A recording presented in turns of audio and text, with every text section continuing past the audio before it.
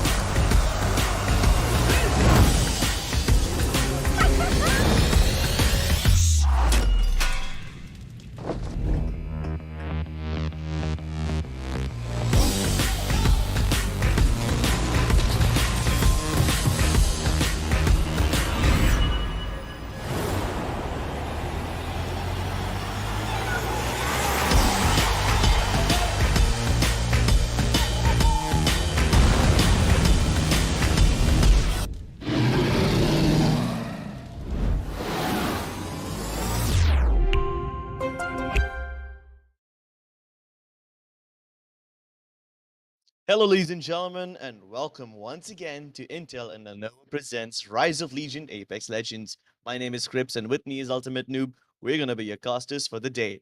And today we have Qualifier 3 ahead of us, the last qualifier of this tournament. The first two are already done. 10 teams have made their way to the group stage, and 5 more will join them over the course of next 3 maps.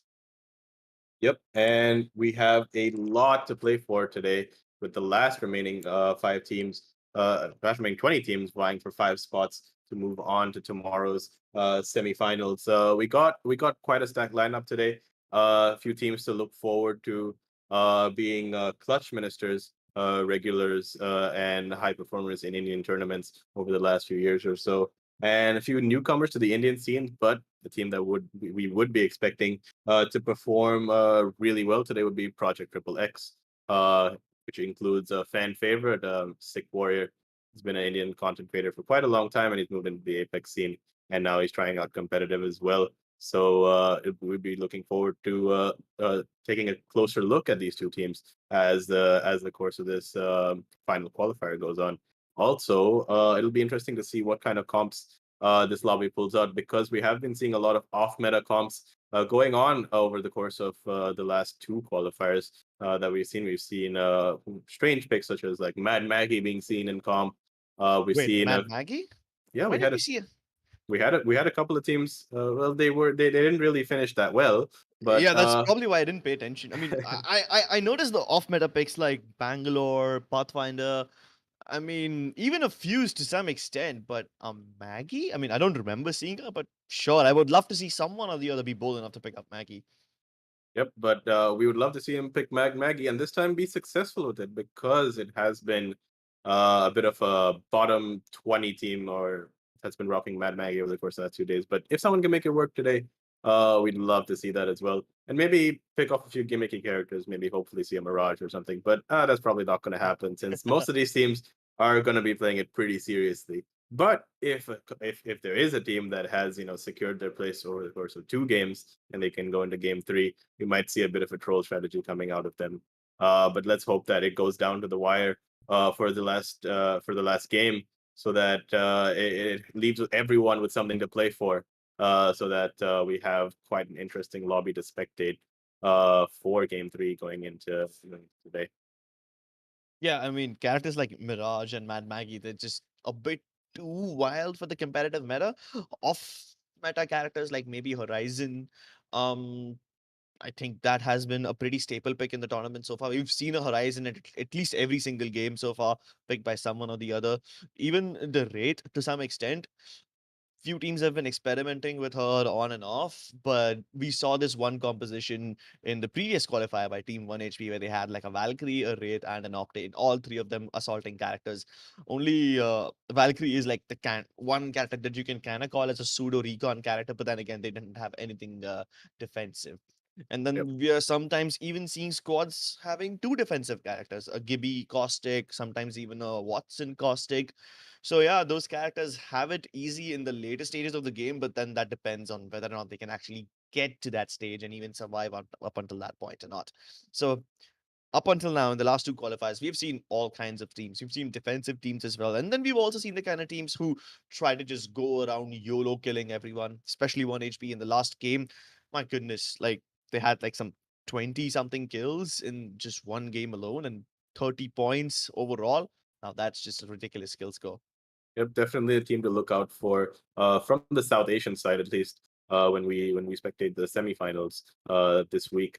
But I think today we might see some more defensive comps going into the last qualifier here today. Teams might start off in the first game with that, and then as we've seen this course take place over the last few days, where teams start off very defensive in game 1, and then in game 3 it turns more into a rush fest where everyone's just desperate to get kill points to make up for the lack of points from an early start. So having that strong start is extremely vital, as teams have proven before, such as PBBA that showed them in the last game, and then teams like Deadbeats, which showed that yesterday with a strong start but like a poor finish, but they still managed to qualify.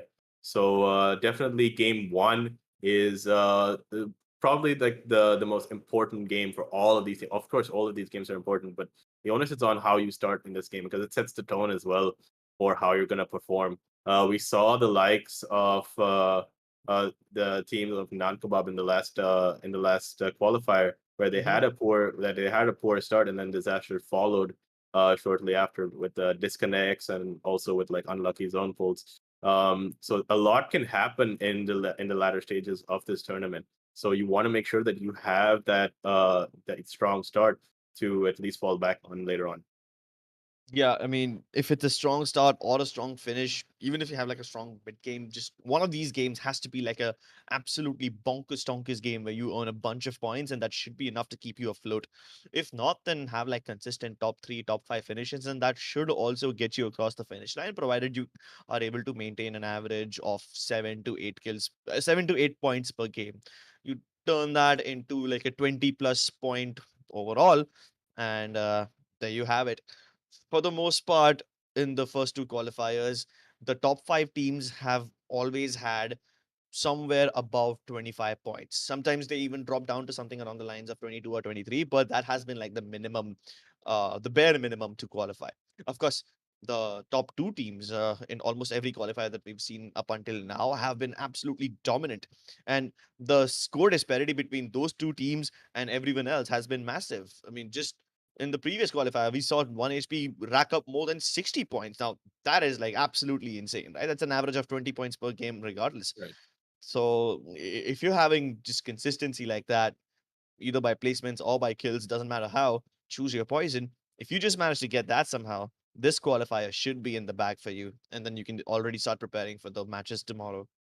Yep, consistency is going to be extremely key today.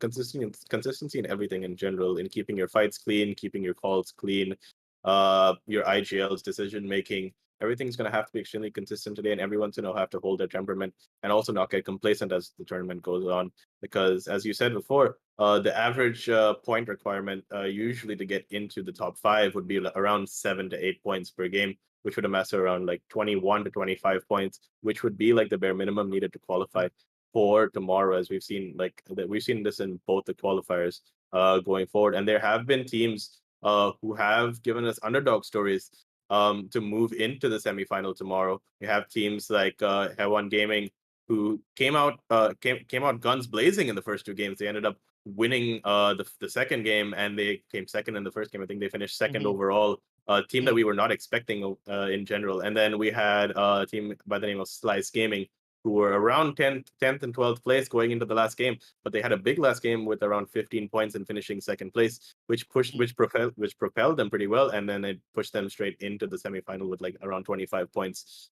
tomorrow.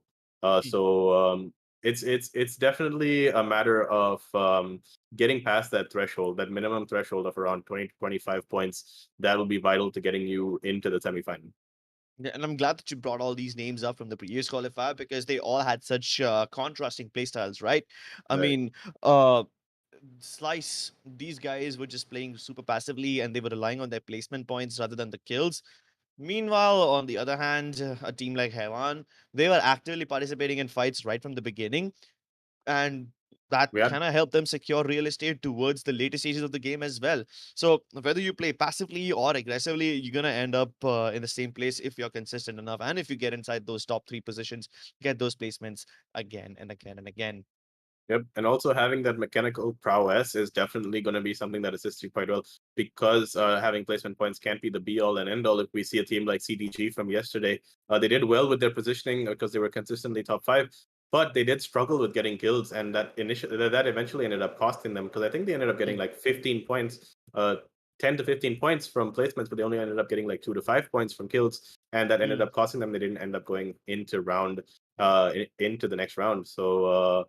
Definitely having a balance between both is going to be helpful to the teams today. Yeah, you're gonna have to maintain that balance because when there's 20 teams in the lobby, it becomes difficult to find a room for yourself inside that final circle. Speaking of 20 teams, while we have the time, let's just discuss the teams that we are going to be seeing in this particular qualifier. We start off with Clutch Ministers, a team that has been familiar in the Indian Apex Legends scene since quite some time. Not just Indian, South Asian Apex Legends scene since quite some time, to be honest. They show up in tournaments quite often, sometimes even win them. In fact, I do believe that last time the Rise of Legion Cup took place in India, they were the ones who took it home. So you got to watch out for those guys. Up next, we have Salty Nell. We also have another team called Die Rogue, Angry Gorilla, Alchemist Esports Blaze. Now, keep in mind that Alchemist Esports have already qualified via qualifier number 2. This is Alchemist Esports Blaze. I'm assuming their B team. They're also going to be trying to make their way in via qualifier 3. So imagine what's going to happen if both the Alchemist Esports lineups somehow make it to the next stage. That would be crazy. Yep, and it'll be interesting to see what kind of a playstyle this Alchemist B team is going to be bringing to qualifier number 3. Because as we saw in the last round, Alchemist's main roster was more of an aggressive team that didn't really do well with placements, but the amount of kills that they managed to amass over 3 games definitely ended up propelling them over the line. I think they had around like 15 to 20 kill points that pushed them over, with around like 5 to 10 placement points, which did enough to get them the bare minimum to get them to tomorrow's semifinal. And it would be a big thing for Alchemist Gaming to have both teams in the semifinal, which is more exposure for them as well. Yeah, definitely a lot more exposure for them, for both the teams. Up next, we have Cryptix Esports. We have High Dynamic Range. Project Triple X, like you mentioned, is Sick Warriors team, a person who streams Apex regularly. In fact, I do believe that he's one of the only people who regularly streams Apex instead of other games. So he's been loyal to the game. And while he's participated in several streamer tournaments before, this might be one of the first proper tournaments that he takes part in. So he's also one of the players to look out for. We have Kawarchor, Bomber Boys, Wow Ace, One Assassin, TRX. I do believe you have a thing or two to say about TRX. TRX was definitely one of the budding teams that I saw earlier on in the scene. I think a few months ago. They have been around for a bit, and we'll be interested to take a further look at them as we progress today. If they bring an aggressive playstyle towards the lobby. Speaking about things towards the lobby, I think we're going to be heading into a short break right now, shortly before starting.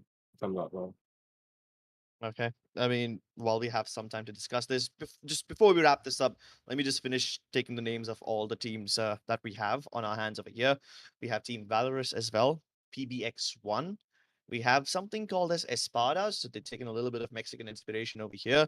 We have Sweaty Sigmas. I love this name. The Sigma male mentality, along with the sweaty rates of the Apex Legend scene you see every day. And then to counter that, we have a team named Cheesecake.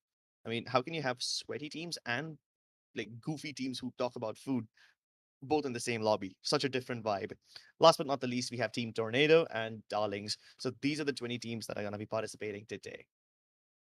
Well, Right. that being said, I do believe that we have a little bit of delay before we start the games.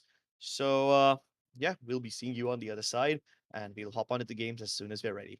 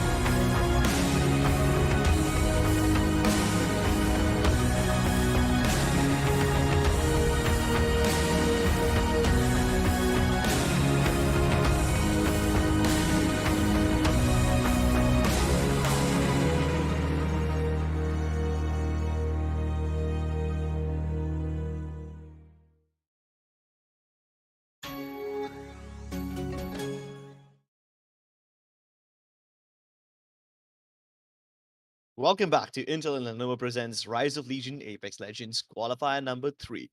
My name is Rips, with me is Ultimate Noob, and we apologize for the delay, but we are about to head into the games right about now. The players are ready, the issues have been sorted, and hopefully we should have an amazing game 1. We're going to be going off in World's Edge. The second map is going to be Storm Point, and then we'll be back to World's Edge for the third map, and that should complete the loop of this qualifier. 3 matches are all that stand between these teams and the group stages. Yep, we apologize for the break once again. I think some of the players had to go get a food delivery pickup, uh, probably, or take a You need bathroom break. nutrition. You need nutrition. If you're going to sweat in the game, then you better be drinking water as well, staying hydrated. Definitely, gonna need that pizza to keep you going throughout 3 whole games. So yeah, but we will be hopping into the action very shortly with the game about to commence. Although, to be honest, I think it was technical issues because, well, it's Apex and you can't have an Apex tournament without Apex issues. That is a given. Like, as Yeah. a It's just EA blessing us with these issues all the time. And sometimes it accounts for funny moments, sometimes it just accounts for tragic moments. But yeah, none of these games are normal games, are they? Yep, we had EA blessing us with quite a lot of these moments. Like in round 1 yesterday, we had the team Powerpop Girls who had a Valkyrie teammate who was sent under the map, unfortunately, when she landed. Oh, Um, yeah, that was so silly. yeah, And I mean, I knew something was off, but I just couldn't point out until you said that, okay, this is the bug, she's under the map. And I'm like, oh, that's why. right. And then heading into game 3 of the last qualifier yesterday, I mean today, we had at least 4 to 5 teams having disconnect issues with the custom lobby. With at least 2 teams at least played solo, I think, and then there was a couple of teams who played a duo. So the ending of that was a bit lackluster. Yeah. But there's nothing you can really do about that because those are issues that come from the game. And since these issues have been prevalent, we haven't really seen that many custom lobbies or tournaments going on lately. Not just in Asia or APAC South and North, but across the board in Europe and NA as well. As we head into this game right now, spectating Cryptics Esports, going with a slightly off meta with Wraith with no Valkyrie here, with Bloodhound and Caustic, a bit of a throwback to last year with this comp. Let's see if it works out for them.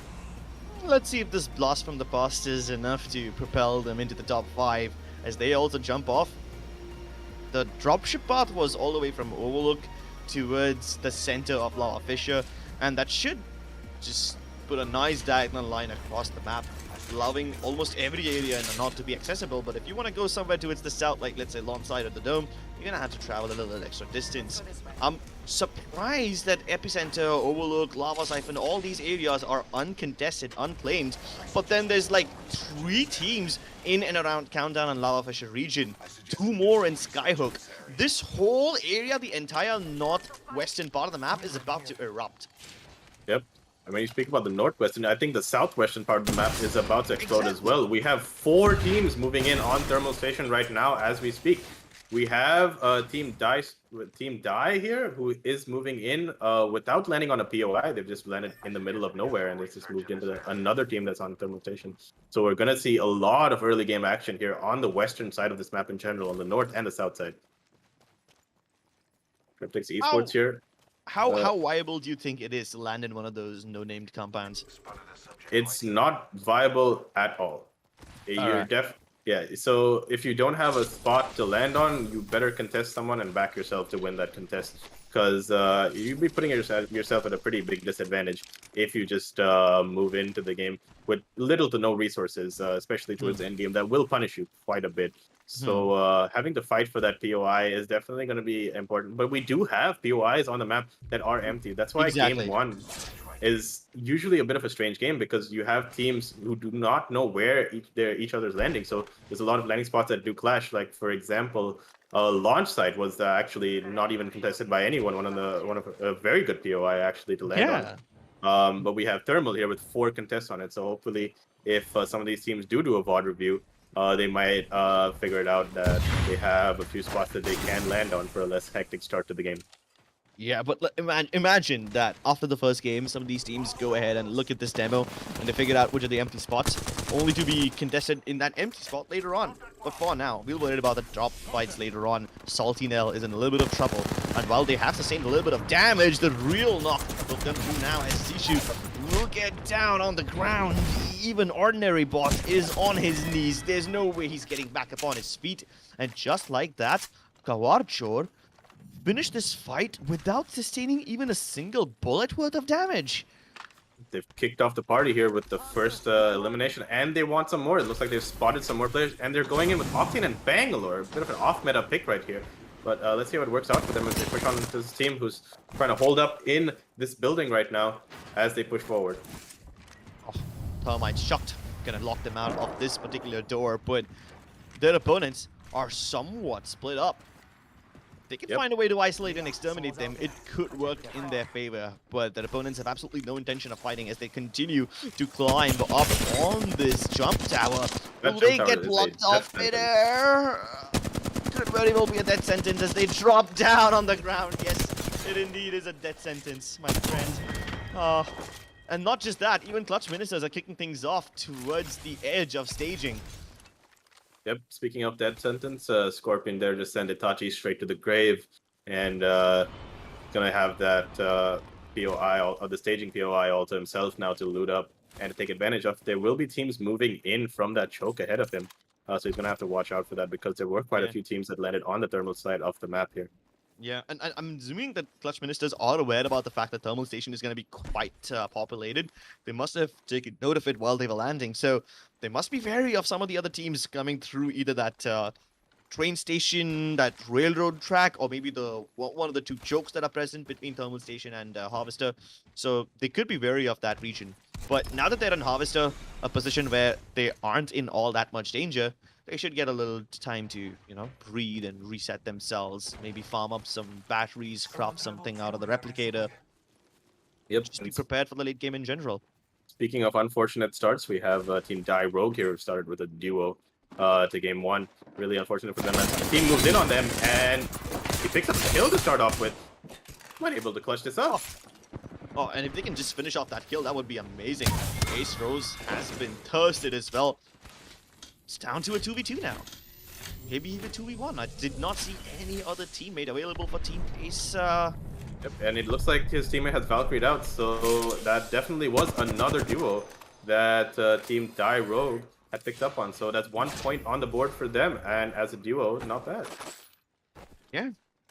Team Alchemist Esports B team, they suffer an early loss, and it's only fair that a 2v2 fight occurs in a region like this, right? I mean, if it was a 3 versus 2, then Die Rogue probably would have been eliminated. But they find an opponent with just as many members as them. They find a person who can match up to them in terms of numbers. And I'm seeing that these guys are already crafting 301s. It's been a while since I've seen anyone craft a 301 out of the replicator. Definitely, because Flush Ministers have a lot of time on their hands. They've opted to go for more of an edge playstyle right now, so they're gonna focus on getting their resources up, so they're all set for fights to come up, because they will be fighting their way through to the zone, because they'll be moving it. They won't be occupying an early spot here, so Flush Ministers are definitely a team to look out for as the game progresses, because they will be getting to a lot of big engagements. As we move on here to Team Darlings, spotted a team coming out of the tunnel outside No Name here. We can scan this area. Well, this is also one of those slow starts for Team Darlings. They go towards Overlook, which was initially uncontested, but it seems like they found a place where they have absolutely nothing to worry about. But Angry Gorilla is in the vicinity, and that Spitfire is gonna punch a couple of holes in your gut. Let's see if this Angry Gorilla can channel their inner orangutan and ape their enemies right off the start. Yeah, triple wipe though, so you have to keep that in mind so that they don't get a bit over aggressive here, because they are at a bit of a shield disadvantage here because of probably the kind of start they had to the game. But it looks like the team that they did contest high dynamic Ren, they've decided to just leave the spot and not take the fight, while instead opting to gatekeep them. Pretty smart move on their behalf, but executed slightly slowly for their liking, but nevertheless they are still ready for the push now. That they have a major shield advantage over this team. But Team Angry Gorilla opting to focus on their rotate instead of taking this fight with Team High Dynamic run. Surprisingly, I didn't mention any of these teams before the qualifier started, so yeah, we're having a little bit of a naming issue over here. But Angry Gorilla, can they actually chase down High Dynamic? I don't think so. I think they've just Falculted out, so Yeah, just get out. not the boost. And they've landed onto another team here, so not the best start here for Team Angry Gorilla, losing their Gibraltar to stop round. Oh, and the amount of missile swarms just kind of keeping these guys in this pipeline, trapped and surrounded from both the sides. Oh, it's a meat grinder. Did not step Darling into the here. pipes. Quite literally shooting fish in a barrel. Exactly right. It's like shooting fish in a barrel. And that's why they say don't go into tight, cramped up spaces, kids. Not because it triggers claustrophobia, but because of reasons like these. Exactly, and as we move on to Clutch Ministers opting for a rotate right now, or by the looks of it, they're chasing down a Bangalore team here around the bridge of Lava Siphon. Oh, let's just hope they don't get plucked off midair. They've got their opponents inside, so they're gonna circumvent them and go around the other side. And in the process of doing so, they've spotted one more team. A bit of indecisive calls here coming in from Clutch Ministers, but this Seer ult does come down, and they will have information on anyone around them. Seems like the other team that they were chasing has opted to wrap around, but Kuarchor here, definitely not giving the third team in Lava Siphon here any space to breathe. Spots the Valkyrie and takes him down. Looks like it was just a solo rat that he had to deal with right there. Speaking of solo rats, I think there's another one right next to him here. He just ended up ignoring him. So, Aside from Lava Siphon, we have another fight just on the edge of Orlok on this tower. No high ground available, but High Dynamic. They want to chase these solo survivors at high speeds, and they're going in full speed ahead. They're going into a wild goose chase, and for now, the Bloodhound scanning their enemies is just gonna make sure that any juking attempts are going to waste. nowhere to run, nowhere to hide for this Gibby right here. Rishi is just gonna have a quick cleanup here, unless there's... Nope, straightforward, clean, moving FPS out of the lobby. Well, High Dynamic certainly having a good start. They started off by dropping towards the northern part of the map, moved over to its overlook because it was empty, and guess what? They ended up finding someone else over there that they can feed on.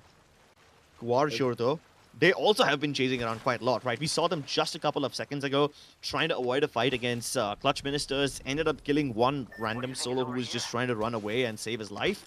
And then from Lava Siphon, they're going all the way around the southern side. Well, they're going to be planning their rotation now because they would not want to be spending the majority of this game on this low ground spot. Would want to ideally have a higher ground spot because a lot of spots over there are open around Lava Siphon. But by the looks of it, it looks like they're looking for a player coming out of Thermal Tunnel. But from POV of TRX, I think it's not really going to happen. They're going to opt to stay on this side of the map instead. Yeah, there's no way they go ahead and rejoin the members of Kuarchor. They're towards the Lava City side of things. It's much better off for them to go over towards Rampart ship and then into the circle rather than go tank the zone damage, maybe steal a couple of things from the wall and then go around the other side. That will just be a bit too lengthy. But they see an enemy in front of them already. Let's see what the next move is. Yep. And they do have information on the next zone, and they do have that beacon right next to them to get that scan off, so they can meticulously plan their next move. Does the team of TRX, but we have Spadas here spotting a player right below them, who's right between them and TRX. So it's a race for who's gonna get this down here because he is pretty low. Yeah, TRX end up stealing this frag, and Espadas obviously will be pretty salty about this one, but there's nothing that they can do about it. The best that they can do is hope that they're able to retain their position without sustaining too many losses. If the kills come towards them, it's great. If they don't, well then, they're lost. But it's not the end of the world for them.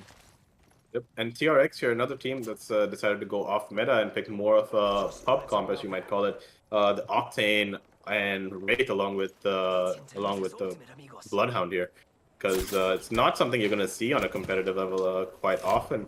But hey, looks like their intent is to ideally push teams, but haven't seen too much of that through the course of this game here, with 10 squads remaining going into round 4. All right, hopefully we'll get to see that pushing action soon enough. There is Team Espartas towards Big Mon. They know about that. They also know that another team has just escaped using the jump towers. So what do they do now? They haven't... Have they spotted Team Espartas, or are they just deliberately ignoring them and running towards the other side? I think they're trying to avoid them, which is a bit counterintuitive to the kind of comp they're trying to play right now. The Bomber Boys, who just picking off people from high ground with Daniel Avocado. Interesting name, but he's the kill leader, so it works for him, I guess. Kudos. Well, you slap that avocado on a piece of bread and eat it up, just like you eating up all the frags over here. Their appetite for blood. A little too much for anyone else to bear. Yep, Bomber Boys here putting on an impressive display with, I think, about 6 kills to start off with, and half the game isn't even done yet. So it'll be interesting to see how they end this game. With them hopefully trying to get a chunk of points in round 1. Bomber Boys holding this choke point, trying to gatekeep anyone else who might be trying to enter the ring. And by the looks of it, they've been pretty successful at doing so. Sure, they might not be able to get the kill onto that raid. Sure, they will have to wait a little bit for the frag, but they're forcing them to stay around the other side and go alongside the cave entrances. Oh, Bomber Boys realize that their enemy has already slipped into the cave network, and they'll probably exit from the other side of Geyser. They don't want to go around this side, so they might as well just try to intercept them on the other side. The Wraith who just pushed into that cave is probably gone into a death sentence right there, because this is round 3, and this ring hurts, and it's not something that you want to be stuck in at all. So that Wraith there is 99% dead, if I might say. I'm not going to make any 100% calls like I did yesterday, because I do have Caster's Curse attached to me quite heavily, so the opposite of what I say usually ends up happening when it comes up to situations that, you know, definitely should happen. So I'll refrain from being 100% sure on things from now on, just to not give people Caster's Curse anymore. Hey, that's okay, man. I don't think anybody over here believes in superstition like Caster's Curse, Caster's Blessing, stuff like that. It's just they believe in themselves and their teammates, and that's enough. Ahead of Team TRX is Captain Price. Looks like you're in the wrong game, buddy. We got John Wick here. It's just a multiverse of film names here coming in. We've got Box Office, and we've got Modern Warfare Legends in here. Yeah. At the same time, they've got something along the lines of an optimistic bot. I don't know how many of you watch Transformers, but this is definitely a fight that can transform Clutch Ministers into the kill leaders. That amount of damage with just the throwable ordnance, it is incredible. And while they've dealt all this damage, they just are so frustrated because they can't confirm all these kills. Sneeze, looking to make a move with the portal, wants to close in the distance between him and his enemies, looking to bathe in the blood of those who are naysayers. But instead of chasing his enemies, he instead positions himself deeper towards Geyser. And this is a damn good position for them to hold. Yep, and a smart play here coming in from Clutch Minister, deciding to hold a power spot in zone, because it's be very vital to hold a house as good as this one, because the next zone is potentially going to pull right here or just ahead of them. So the kills won't be a problem, because speaking of kills, the Wraith that I said was 99% dead is alive, and once again proving my point. Yeah, but I think she found a tiny piece of the cave which is still inside the zone to hide in, but you're gonna have to get out of it now. I think she made it out of the cave when we moved to her POV. She's on the edge of the map right here, like just outside zone. Alright, well then, good luck to those guys, because Clutch Ministers over here are definitely gonna keep an eye on everyone. With this power position that they are holding, they have sent Sneeze towards the other building, which also is not a bad idea. Sneeze can obviously phase out if he gets into trouble, but at least he's gonna deny real estate to all the other teams who are looking to take a little piece of the pie over here. And it looks like they've already kicked things off. Buttercup, he does knock down Scorpion from the other team, but I'm sorry, not this Scorpion, the other Scorpion, but he's gonna get killed by the real Scorpion. So there's 2 Scorpions in this lobby. Looks like a little Mortal Kombat action over here, and he goes up close and personal to deliver that Peacekeeper action onto Shadak. And that's Quarshore out of the lobby after a decent start. We do have quite a lot of strong teams just circulating around this building right now. We have High Dynamic Rand here trying to make the best of their situation with TRX pushing in on them, and with Triple X Project just around the corner from them as well. So everything's kicking off in this endgame, and we forgot our boys up top on high ground right there. Mr. Avocado himself is waiting to pounce on whatever opportunity he gets down here on High Dynamic Rain.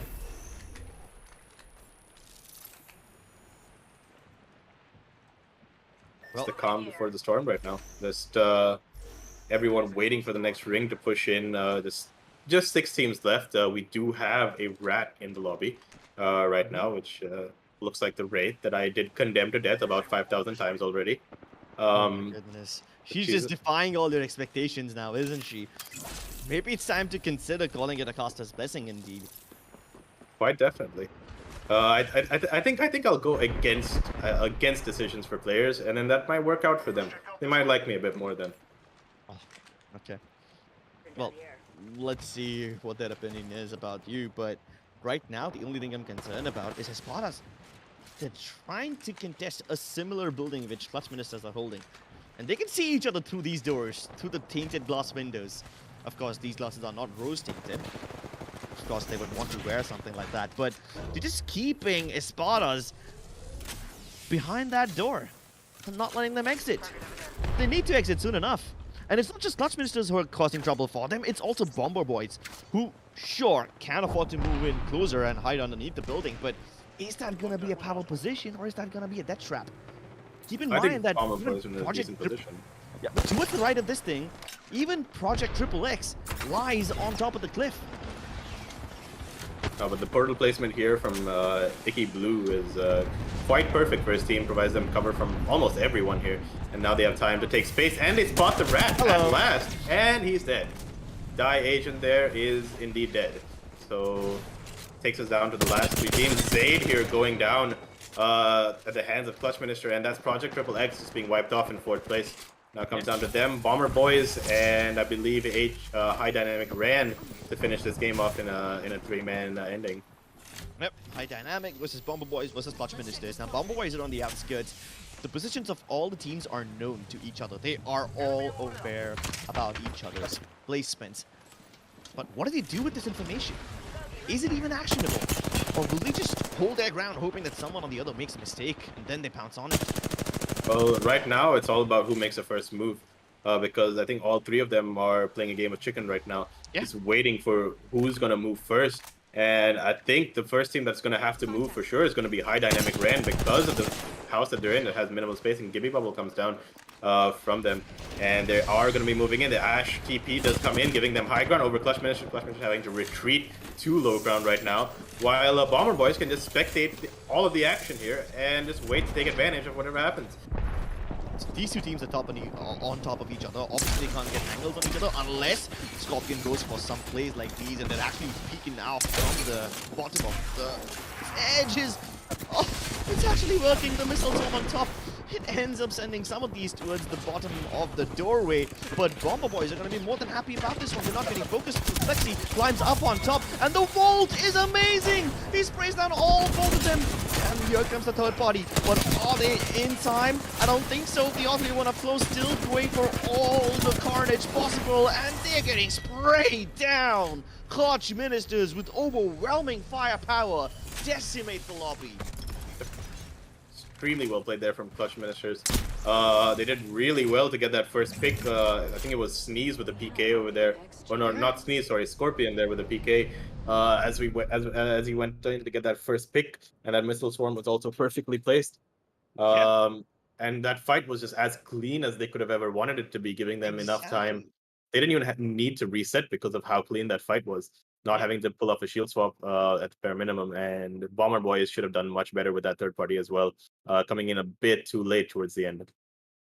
Yeah, they came in a bit too late, and I mean, I can't even blame them for being late, right? Technically, they were on time because they didn't let the enemy team reset. That Right. being said, they never needed to reset. Clutch Ministers were just that good. And the only thing that can justify a win like that is raw sheer firepower. On paper, Bomber Boys should have got the win. If they had a couple of nades or maybe some ordnance, they could have chucked it into the room and maybe dealt some preemptive damage. But no, they chose to all go in via that one narrow doorway where Sneeze, Scorpion, and Flexi were just able to beam them down. The Volts, the Peacekeeper, all of them dealing so much damage up close and personal. It's almost like you're walking into a meat grinder and you do not want to be on the wrong side of it. Yep, definitely. Because Bomber Boys had every opportunity there to take advantage of that situation because they were stuck in Clutch Ministers were stuck in that building with Bomber Boys having all the space to play for around them with a lot of cover. But just unfortunately for them, did not manage to take advantage of that situation. We start off here with the Carnage that started off from Kuarchor at the start of the game, and then we moved on to Clutch Ministers picking up kills here. Dai actually ended up surviving towards endgame, even though they started off as a duo. So they played that really well on their end. But Angry Gorilla here with a rather unfortunate start here. Not the greatest of decisions to go down that barrel. But yeah, Kuarchor had a disappointing end game because they started extremely strong here, hunting down almost everyone that they could see. But a split decision making towards the end ended up costing them that fight. High Dynamic Ran here will be one of our teams to look out for over the course of the next few games, along with Bomber Boys, who both of them did impress going into the ending of game one and just throughout in general. They were just consistently doing well in their gunfights here. But most of all, it's just Clutch Ministers because of how coordinated they have been throughout the course of this game one here, showing that they have more experience than the majority of the lobby in playing in these tournaments, which is true. There we see Project Triple X going out there, I think in their first tournament, playing it together on a pro level. We see that. I mean, I've seen Sick Warrior and Zayd play together several times, obviously in different caliber of tournaments, but then again, the top teams that they face, regardless of whether it's a Rise of Legion tournament or any other streamer tournament, the teams that they face and the players that they face are still going to be the same. There's only a handful of Apex Legends players in India who are consistently spotted in the top echelons of competitive scenario over here. So surely these players, Clutch Ministers, they haven't been, they're not facing them for the first time. Right, definitely. And they did decent though, like for a team that does not play tournaments that often to finish top four. But for their fans' sake, let's hope that they put out consistent performances within the top five, so that they can seal their spot in the upcoming tournament, in the upcoming semifinal tomorrow, right? So this first game has definitely given us a lot more teams than we anticipated to look forward to as this goes on. Right, a lot of teams we haven't heard of before putting on a show like Bomber Boys did today, staying kill leader like throughout the game until they fell to the hands of Clutch Ministers. Yeah, well, they fell into the hands of Clutch Ministers indeed. Bomber Boys, they had an opportunity, they missed it. Rather, should I say, they bombed it, but they did finish second, and that's something, right? They had a couple of kills towards the start of the game. It wasn't a bad game for them overall because their position towards that edge of the circle gave them quite a lot of kills before they eventually moved into that tiny little hut, which was basically the door that they were trying to get out of, but they weren't allowed to do so. So 9 points by placements, a couple of other more points, an average of 10 points per game. If they continue something like this, they should be fine. Even even Project Triple X for that matter, they got into the top five. Sure, they didn't have a lot of kills, but maybe this placement point will help them out. It's not the best game for them, but it certainly could have been worse. So crisis averted, I guess. Yep. Maybe now that they have an idea of how the lobby is playing, they can go a bit more aggressive in the next Stormpoint game that's coming up in a few minutes, and probably try to rework their playstyle a bit to pick up those vital kill points. Because as we saw, usually planning just for placement points can usually come back to bite you because of the unpredictability of what happens. So they're definitely gonna have to believe in themselves a bit more and also just try to go for more aggressive fights here because we didn't see a lot from them coming into this game. Yeah, we did not indeed. But then again, their positioning was kind of good.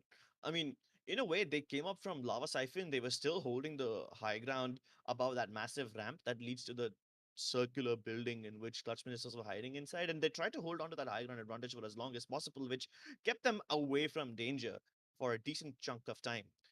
Of course, I mean, in the end, they couldn't avoid it because the circle was just too small and they had to camp underneath one of those buildings. But yeah, that being said, Clutch Ministers, they were just excellent at finding out every single rat in the lobby, finding out everywhere where someone could be hiding, whether it's by their sheer sound sense or because of the seer who's just using his passive and his cues to destroy everybody's healing processes. That was instrumental. And Uh, you did point out yesterday that Seer has been becoming a little more often Mainstream. picked. Yeah, Yeah. he's becoming more mainstream in the competitive scenario right now. So yeah, I would love to see that more from Clutch Ministers. Yeah, definitely. I think that was a very flawless game from Clutch Ministers from their point of view because they started off aggressively. They picked up a few kill points, then they took their time to reset and again get all of their resources up with the crafter. And then they decided to move on to Siphon. And then they, instead of overextending into just being focused and tunnel visioned on kill points, like we saw 1 HP was in the opening rounds of the last qualifier, they decided, okay, we can stop now and then we can focus on our winning position instead of just chasing kills all around the lobby. Yeah, but I mean, they weren't chasing kills, but they did move around quite a lot, right? Right. From thermal to tree to harvester to lava siphon and then to geyser. I mean, they've been all over the southern part of the map, so they were on their feet. And the best part is they didn't let anyone else stand on their feet. So that was Clutch Ministers for you guys, winning game number 1. We're going to be going live with game number 2 shortly, but before that, we're going to take a small break. See you on the other side.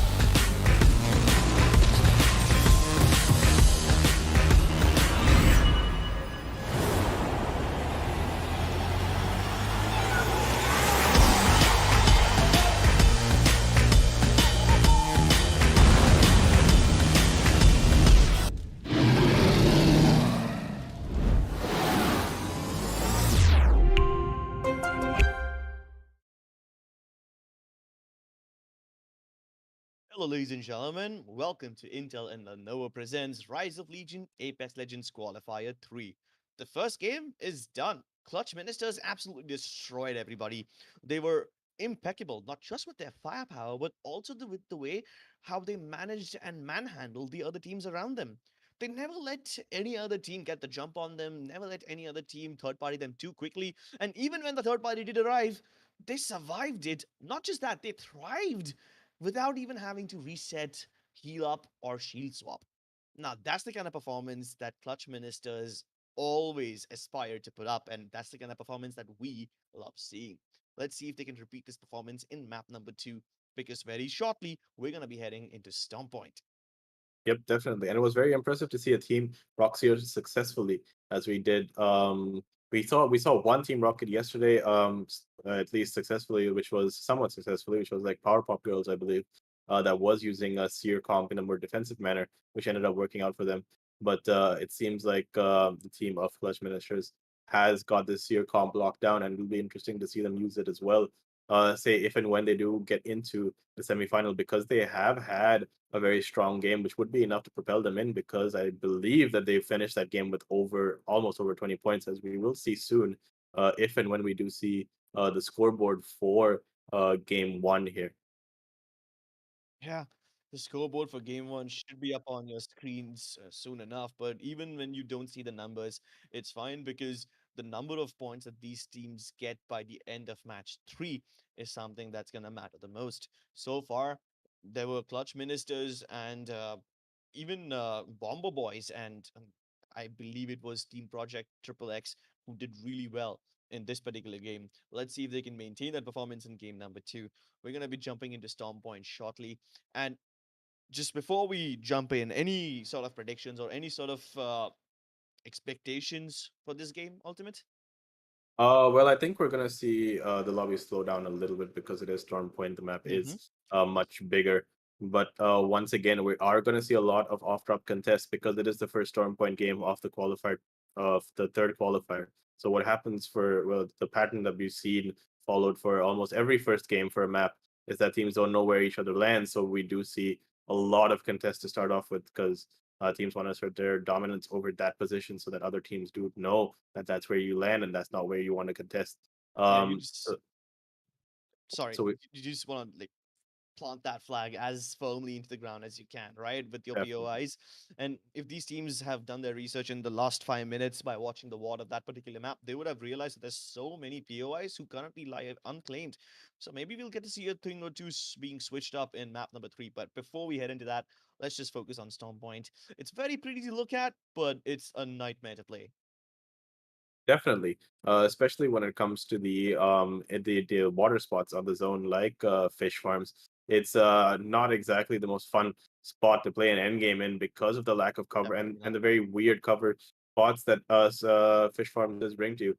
And then you have spots like Seacant Caves or Thunderwatch here that does house quite a lot of teams, or like we said before, like the northwestern side of the map, the western side in general of Storm Point, which makes for very interesting game, especially when it goes to either Mills, Seacant Caves, Down Beast, or Nordpad.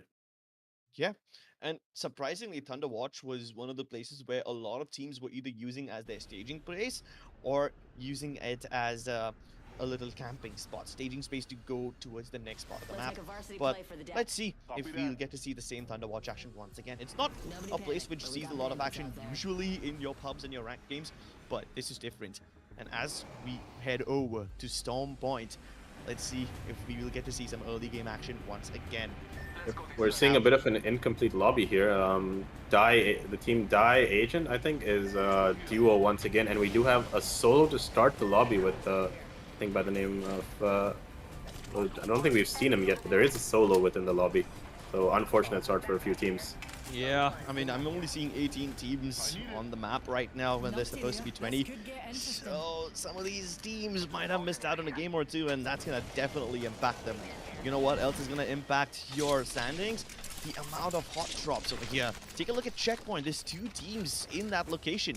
One of the teams is in the regular Checkpoint areas, whereas Instinct, Ace, and the other boys have landed on the area down below. They're looting one of those cluster of compounds that lie to the south of checkpoint, and hopefully they can zipline their way up and pick up a fight. Meanwhile, you have Sick Warriors team towards Downed Beast. Two teams inside of the mill. That could be another location where we get to see an early game fight. Same goes with C0 Cave and Barometer. Yep, it's definitely going to kick off quite a bit in Secan Caves right now, if we can try to head over there, because there are two teams that have tried to share that drop for now. Barometer here, housing Ace and another team. As we move on in, as we move to spectate Assassin here. Team that we didn't see much in the first game here. They might be hoping for a better performance coming into game 2 right here. Rocking Bangalore, Fuse, and Ash. Not exactly the most common comp of 3 Legends to see, but we have been seeing a lot of Bangalores ever since yesterday in every single lobby. It seems to be a little bit of a theme going on as we head on over here to Kuar Chor, who are being contested on Barometer here. Spots an enemy crafting right below him. A bit of a hard push for the team below Kuar Chor, since they do have maximum height advantage. This is one of my favorite spots to land in Barometer. I'm not sure what the official call-out for this is, but my teammates call this place the Citadel. Now, it could be accurate with the shape of the building, but there's plenty of places around Barometer to get in and around. Of course, sneaky backstabs are also possible, but instead of backstabbing, Kuar Chor are just backing out.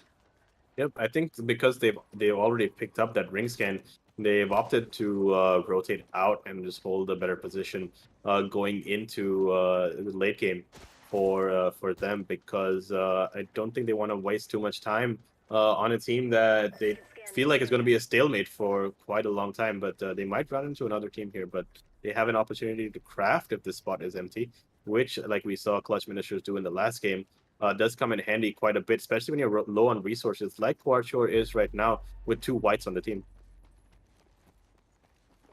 I'm sure they'll find shields somewhere or the other. There's plenty of places around. If not, Shipfall is completely unoccupied. So is Antenna. With those 2 massive POIs being available to them, they're bound to find something or the other nice. If nothing else, just open enough boxes, collect enough replicator material, and you can upgrade your shields via the replicator. Although that does take a lot of time, and it's really annoying to do so. It's better than nothing. Speaking of better than nothing, here comes High Dynamic once again, looking to kick things off in high gear as they pick up a fight towards the northern side of the map.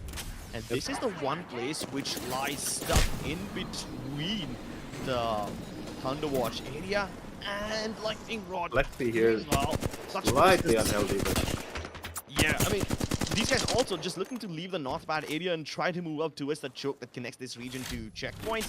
But will Clutch Ministers back off? It's not their general tendency to do so. I think this is a good fight for Clutch Ministers to take, because it is a bit isolated, and this is, by the looks of it, if Checkpoint doesn't third party this was a decent fight for them to take. But they don't want to stretch this out way too long. Yeah, but definitely not. If they can get that chunk of early damage in, I think they have a good opportunity to push up on this team. Just waiting for a knock or something like that. But then again, you can't keep waiting for something like that forever, right? I mean, the longer you wait around here, the higher chances of you getting third party. High Dynamic, they have absolutely no way, no rhyme or reason to continue committing to this fight, but they are still going for it. Now taking the top of this hill.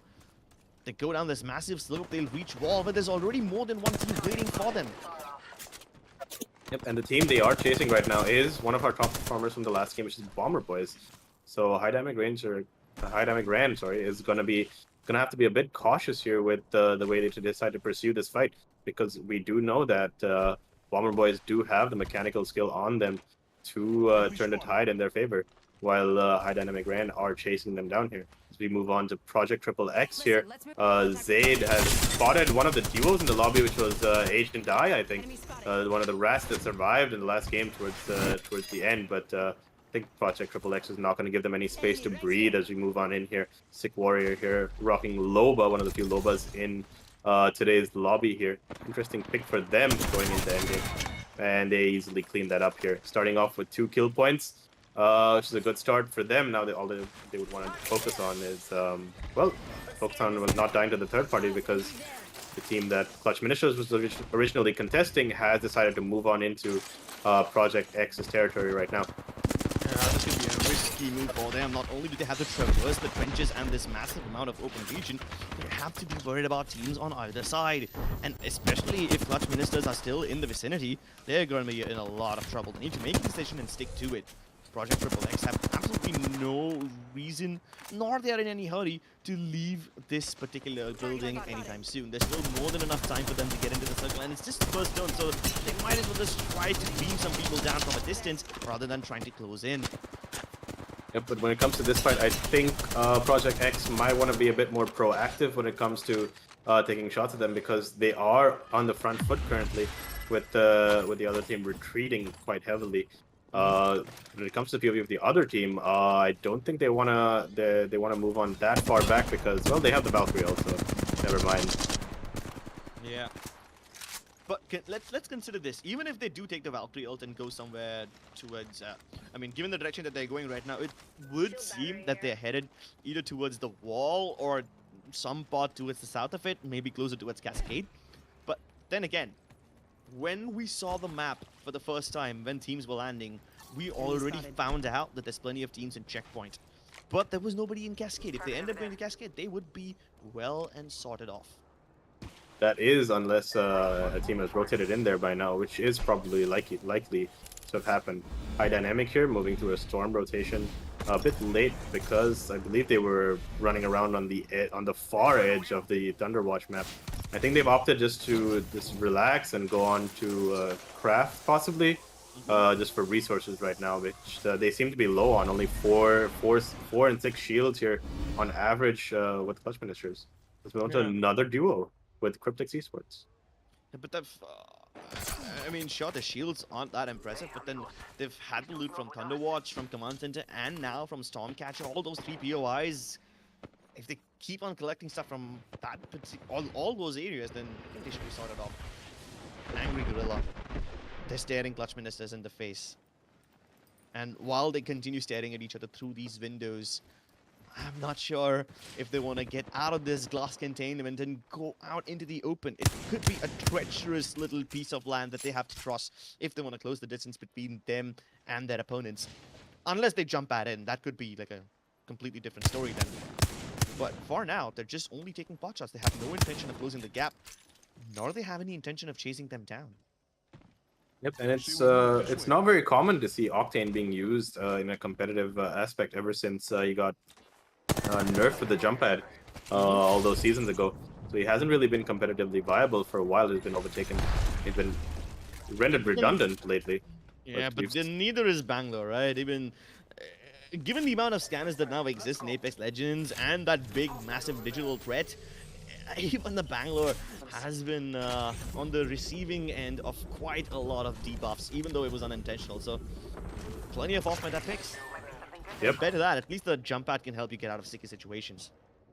But Bangalore has been coming back into the meta slowly over the last season or so, because scan characters like Bloodhound, Seer, Crypto have slowly been getting phased out, but they have been making a little bit of a comeback.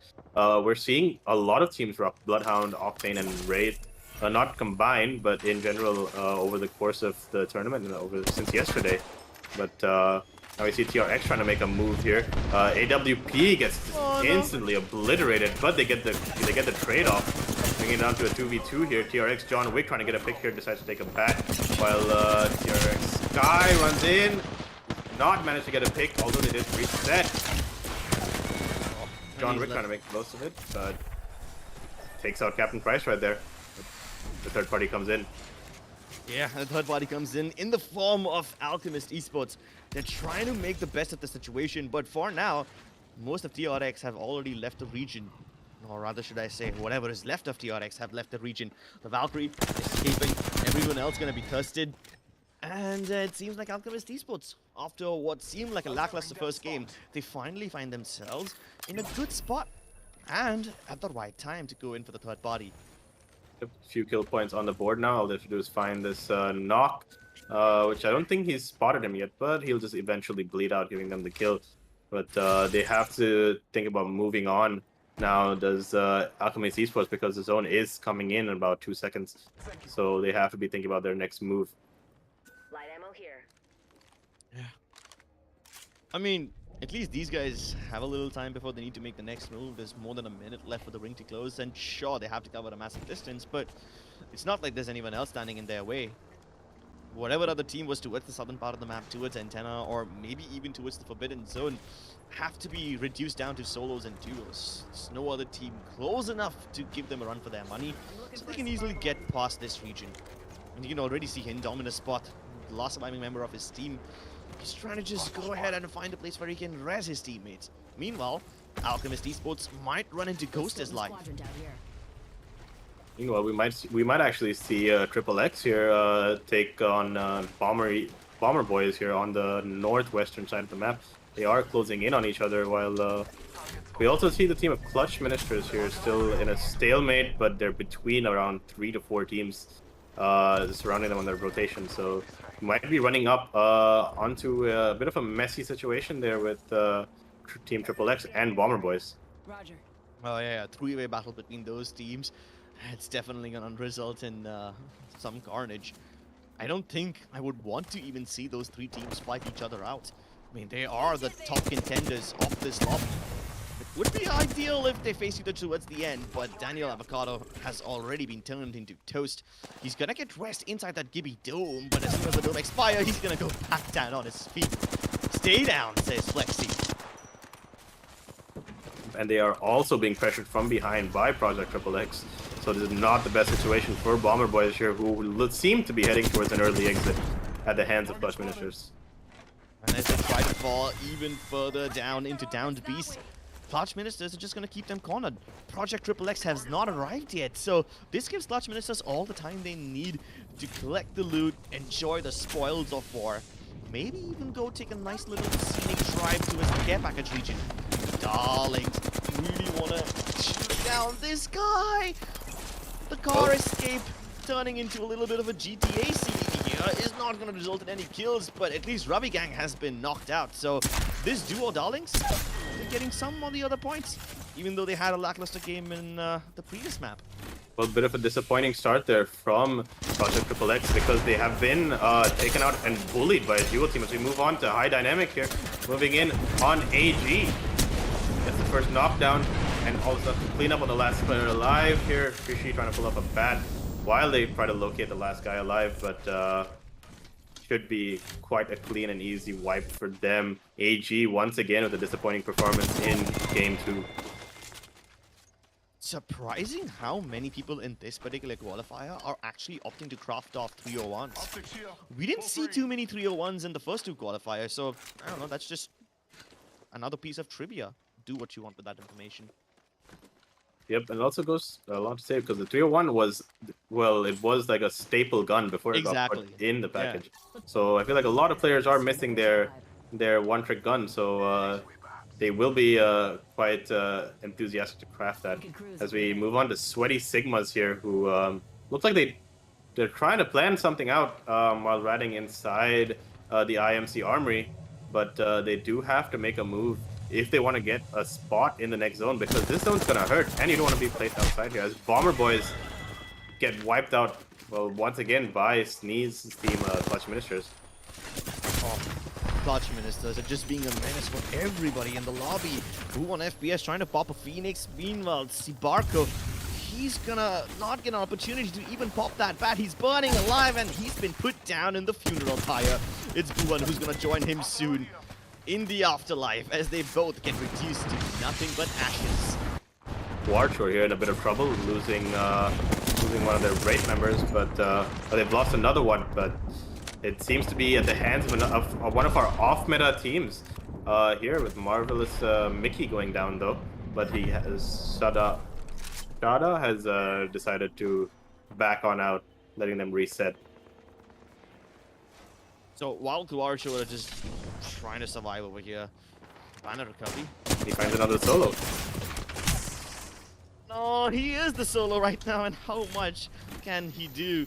They're closing in from both different directions. Oh, he just manages to pop the bat. He has at least managed to isolate the 1v1, but is that going to be enough? Definitely not, says Israk. The shots definitely had to connect there from the last member of Warchor, but he failed to do so. To move on down to High Dynamic range here. as they find another team to take out. But seem to be leading the way with kills, or it might be a kill race throughout this game between them and Clutch Ministers. Well, let's see if High Dynamic Rand can have a good game this time around. They've been wiping out quite a lot of teams, everyone that they come across. But it's just been a couple of kill points for them. They still are yet to accumulate the bunch of the placement points, which really only start to matter once you get into the top 5. And now that all the weaklings have been eliminated, just a few strong contenders lie ahead of them. Clutch Ministers obviously being the biggest nemesis for them. It's good for them that Project XXX has been eliminated, because Project XXX is the kind of team that could have been a little menace to High Dynamic. But as they spot their next nemesis, will they go in for the full send? There's a big chunk of water body that they need to cross if they want to close in the gap, but do they even want to do that? Or they just want to keep their distance while firing away? He's on flesh. Just uses the face in the right nick of time, but is that going to be enough? High Dynamic have kept their enemies cornered over here, and here comes the knock. Well, Ronnie connecting with a headshot there on his longbow. Just to take out, I think that was Alchemist Esports, yeah. Oh, and then now going for full and they want to fly in about their enemies using the air to attack Alchemist Esports. They somehow managed to get another one of their members back on their feet, but they realize they are about to face two teams at the same time, and that is not ideal. While Ghost wasn't much of a threat, the other monsters coming in from the other side, definitely your one's trying to pop off, and as they try to pin down their last enemy, 75 Hertz has been eliminated as well. They better heal up quickly because High Dynamic is hot on their heels. And not just that, they are hot in aim as well. But Draken gets taken down. High Dynamic suffering a casualty, and it's Alchemist Esports who are now on the front foot. Yep, and we see Sneeze going down here at the hands of High Dynamic. If another team can capitalize on that, that would be Clutch Ministers eliminated as well if they can't reset after that fight. Yeah, Clutch Ministers have lost 2 of their members. It's just Flexi left, but let's see if he can take his team ahead and get them the majority of the points. He's already got 5 kills and he's the kill leader. So getting into a top 3 position would give him enough juice that he needs from this game. Alchemist Esports just clearing their backs first before they move in closer towards the center of the circle. And this center moves towards this round of the mill. If they have high ground over here, sure, they will be able to beam down any team that comes in from the north. But what about the teams coming in from the west? They can't cover all the directions at the same time, and BPX are starting to sneak up on them. Yep, we also have a rat in the lobby, which surprisingly is from Team Project XXX. They've managed to weasel their way into top 4 situation this time. From the start that they had, losing 2 of their members to a duo.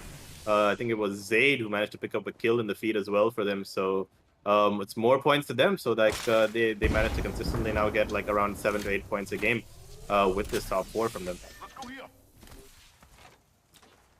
It's all about gathering information for Clutch Ministers.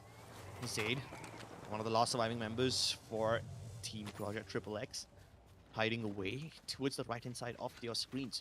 Meanwhile, Alchemist Esports how what can be called prime real estate. But wait, the next ring, it's gonna force them to come out in the open.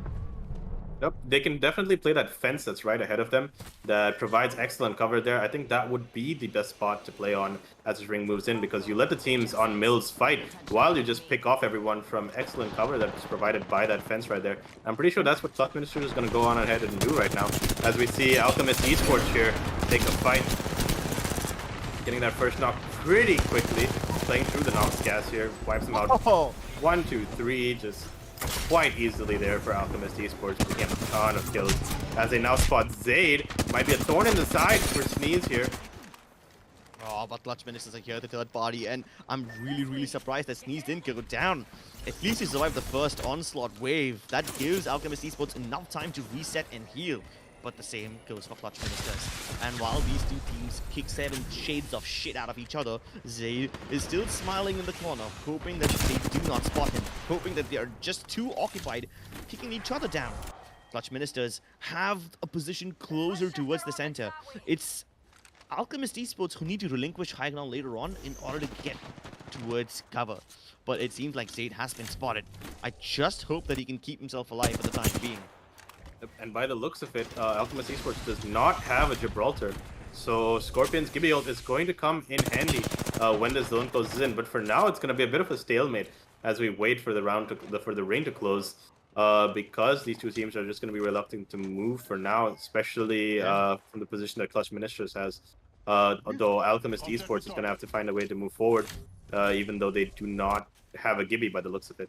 Exactly. I mean, if Alchemist Esports hold the roof, the Gibraltar ultimate can screw them over.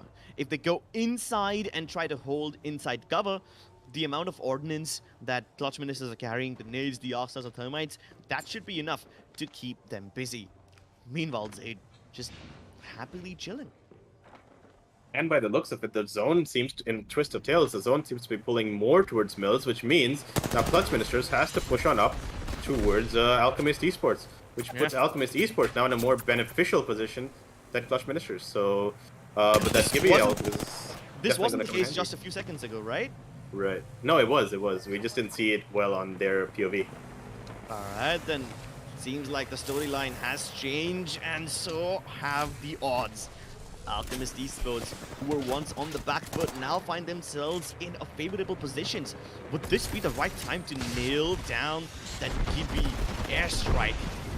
No Clutch Ministers save it up until the last moment. They almost cracked the Valkyrie, but it seems like Zayd has been found and eliminated, so that brings it down to Alchemist versus Clutch Ministers.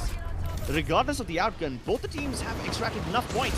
But that black hole, it's perfect! It's foiling everyone into the crosshairs, and they place themselves directly in the center of it. The spray is amazing as well. Scorpion and Sneeze now come together, combining their firepower to decimate Alchemist Esports. Oh my lord, that black hole sucked the life out of them. Yep, Clutch Ministers there just breezing through the lobby quite casually. Didn't have to break too much of a sweat as they got into the ring, and didn't hardly had to even use their Gibraltar ult. Sneeze's perfectly placed Horizon ult was more than enough to deal with Alchemist Esports here. As we move on up, we can definitely guarantee that we're going to be seeing Clutch Ministers in the semi-final, because 2 wins in a row is definitely more than enough to book their spot in tomorrow. Oh, definitely. But then Alchemist Esports also had a damn good game. 9 placement points will be secured because of that second place finish. Plus, on top of that, they were kind of just going around and participating in a lot of fights across that northwestern part of the map. So they have plenty of kills as well, plenty of placements also secured. Regardless of what happens in the next game, both these teams can easily sit and chill. They can probably even start preparing for the next phase of the tournament already, because this next game is going to be inconsequential to their progress in Rise of Legion. I feel like Alchemist Esports might have a little bit of work to do going into the last game, because they did have, I think, a 0 or a 1 point game from the first game, because they did get eliminated very, very early on. Not that early, right? I mean, they had some placement points, sure, not that much, but... I think they got eliminated before top 10. So, oh, no. Oh, in that case, I'm going to take my words back. They don't have enough to keep it going. But even if the next game is going to be average for them, I think it should be fine. yeah, I think they'll be looking at like an average of like 5 points for the next game.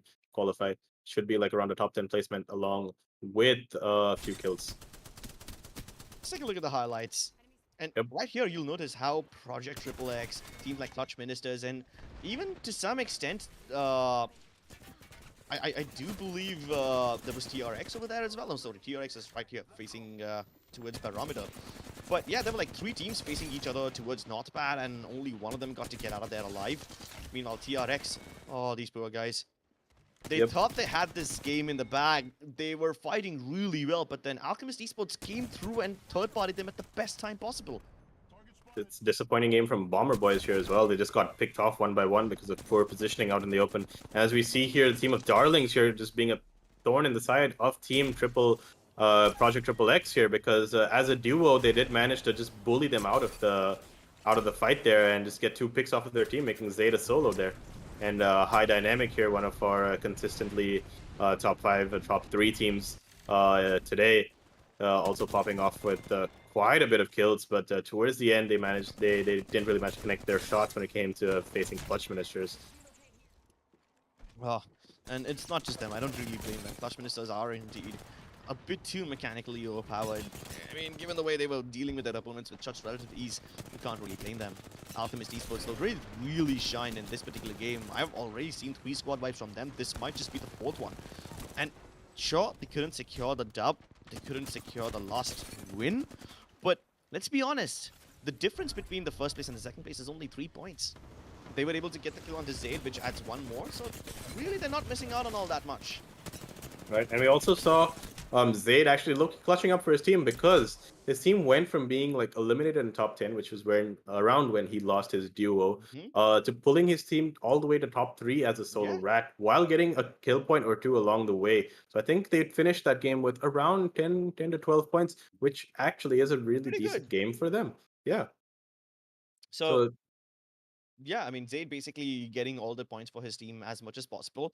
We saw something similar in the previous game as well, right? Where Sick Warrior, Zayd, while they both were alive towards Geyser, it's not like they were participating in a lot of fights in that last circle. They were just trying to play for positions and trying to pick off teams here and there when they got the opportunity to do so. But they never went out of their way to aggress onto somebody.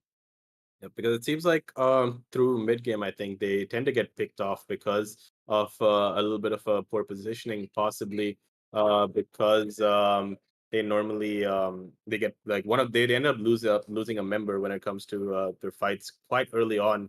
Like we saw in the last game, towards the end, I think they were a duo. It was Sick Warrior and Zayd, and then towards the end of this game, once again, was Zayd being solo towards the end. So they might want to clean up their fights a bit more so that they don't get either third party or picked off as easily as they have been over the course of these 2 games. Oh, well, that really changes things now. Clutch Ministers, they don't need to worry. But Right. Alchemist Esports have just about managed to get a tiny bit of advantage. Let's see if they can hold on to it because there are surely several teams who want to strip this position away from them. Project Triple X being one of them. They had high placements, top 5 in both the games. Sure, that's going to count for something. They don't have a lot of kills, but they can make do with the placements. Those are the Yep. 3 teams that I think are going to be there on the scoreboard up there, but I'm not sure who's going to be on the 4th and 5th spot. What is your opinion on that one? I think for the 4th and 5th spot, we can definitely look out for teams like Bomber Boys, who, well, they didn't perform too well in the second game, but they did finish, I think, second place with a lot of kills. I think they were kill leaders before they got taken down by Clutch Ministers in the first game. So Bomber Boys is definitely a team that have a stronghold on that top 5 position, along with Project Triple X, Alchemist Esports. Definitely a team to look forward to. And High Dynamic Ran was definitely performing consistently with kill points and positioning. I think they finished 3rd place, if I'm not wrong, in the first game.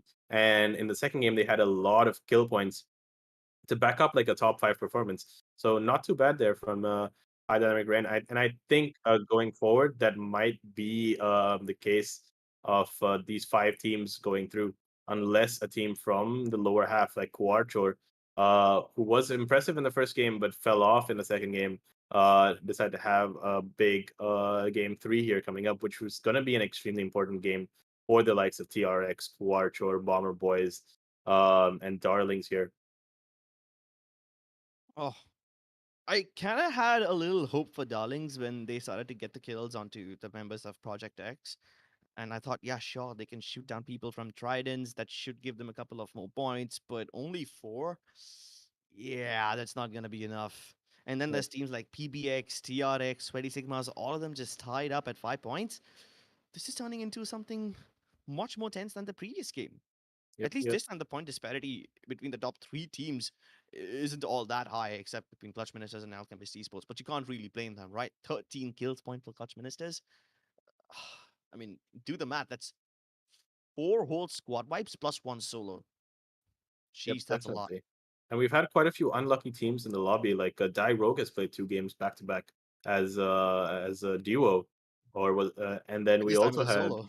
yeah, this time as a solo, and this time we had like Darlings as well, who, they did well enough because they started the game as a duo. So I do feel sorry for them to some extent, well, because these are some technical issues that, well, it's not really in their hands, so it's going to be very frustrating for them. Yeah, it's not in their hands. It's not in ours either.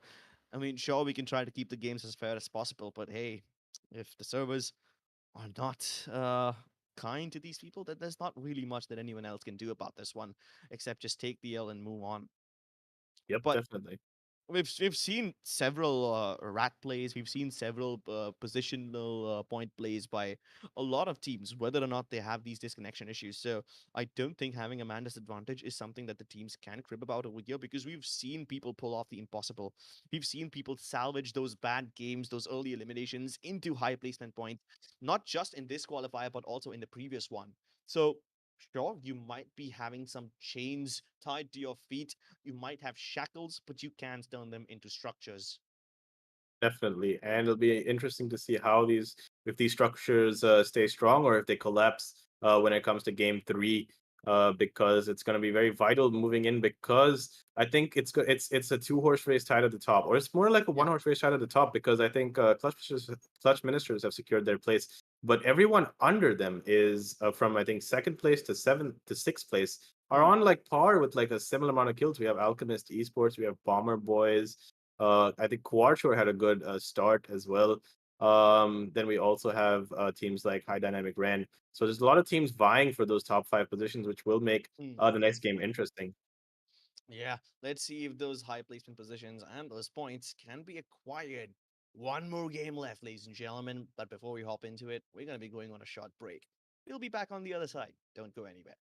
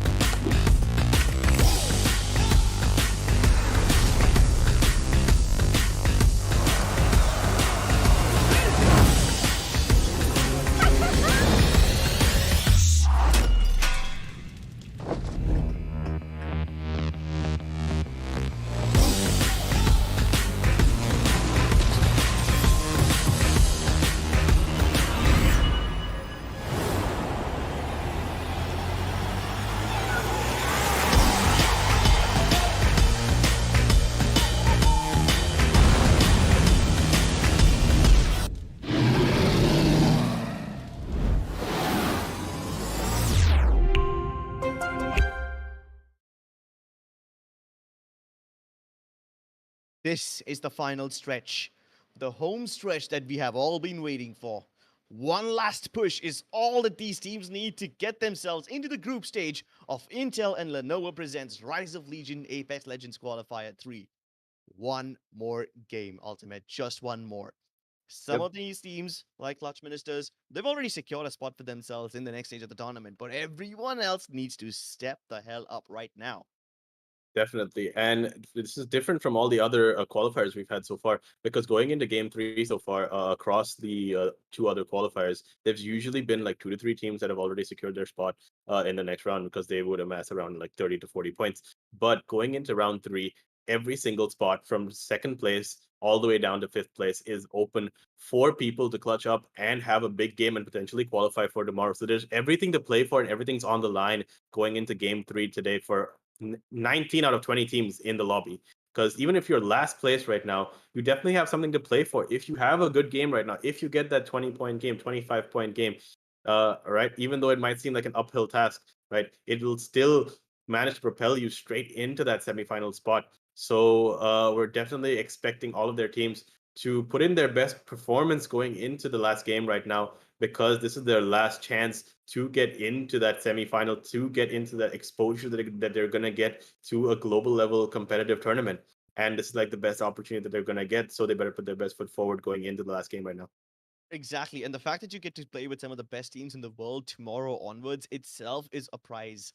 So there are several teams over here who really don't care much about the money, the bragging rights, the fame, and the fans. All they want to do is just keep on getting better and face stronger opponents who are not from their region, opponents who they haven't faced before. And that's exactly the kind of tournament that Rise of Legion aspires to be, to put these amateurs up against the best teams in the world and let them see how much do they really know, how much can they really do. Just it's like a test of your own skill. That's what Rise of Legion really is. Of course, the money is important.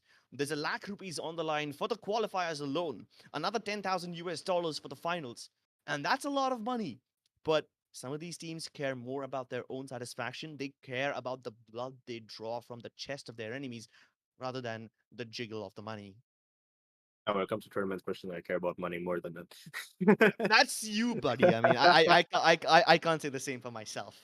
I'm a big guy. I need a lot of food. I need a lot of money. I like ordering food at like 12 o'clock in the morning. So yeah, I need a bit of food to handle my munchies.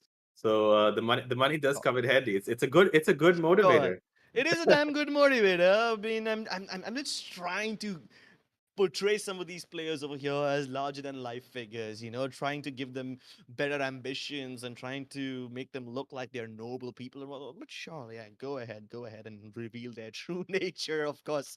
That being aside, all jokes aside, we're heading into the last game. It's going to be World's Edge. Now, based on the previous data of match number 1, there were several places which lied unclaimed. Places like Climatizer, Launch site, um, launch site, to some extent, even parts of Lava Siphon. I mean, sure, we geyser didn't as see any. well. Even guys, we didn't see any team land in Lava Siphon, but yeah, several of these teams used Lava Siphon as a rotational part towards the mid game.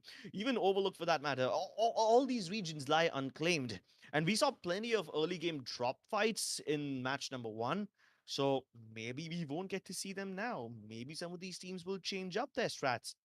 But what would be really funny is if one team decides to go for one of these empty POIs and another team has the same idea.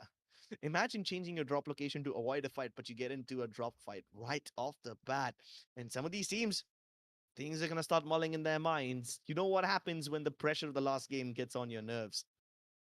Yep, it's definitely going to be a battle of who holds their nerve the best, because going into this last game, it's going to come down to who's done the research the best from the first game to find out who drops where, so you can pick an ideal POI for you, so that you don't have a situation like we had in game 1 where we had 4 teams contesting thermal station, and then we had contests all around the map with like at least 5 POIs open for Yeah. taking. So hopefully we're not going to see a repeat of that once again. And I definitely know that for a fact we're not going to see that happen too much in the semifinals later on. But as of now, I think teams are definitely going to focus. That we might see Geyser get a bit of love in this game. Say Hopefully. if a team, because it's definitely a spot that has not been picked by almost anyone through the course of this tournament. But a fun fact about Geyser, there was this team that consisted of 3 players named Bunny Hop, Kizzy, and I think Big Z, who won ALGS in APAC South last year by landing at Geyser as an underdog story. So Geyser can be a POI that you can take advantage of if you play it right.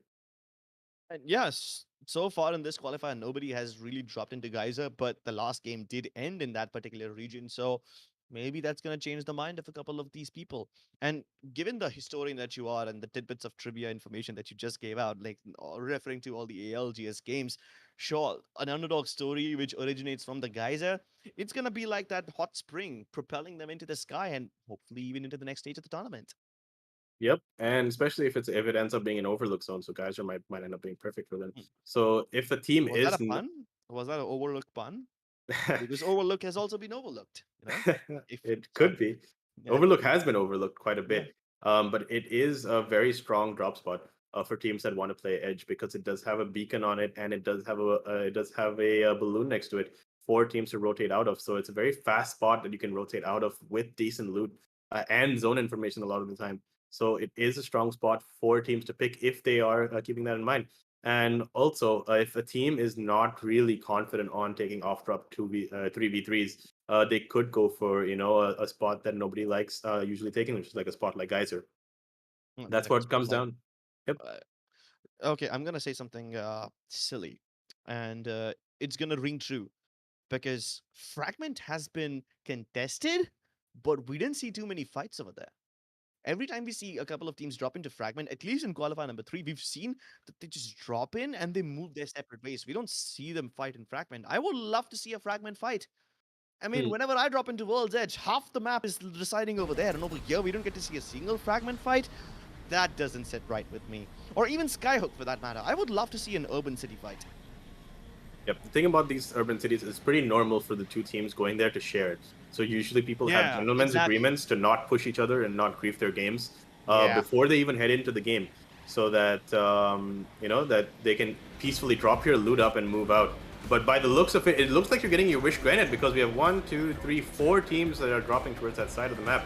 It looks like we have 3 teams landing on Fragment this time, with one of the tournament favorites here, Clutch Ministers, landing into Fragment. We also have a contest going around Skyhook as well with 3 teams, so it looks like you got your wish granted, Chris.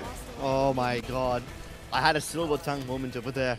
Imagine if I asked for $1 million in that moment right there. I mean, my wish came true. Why couldn't $1 million wish come true?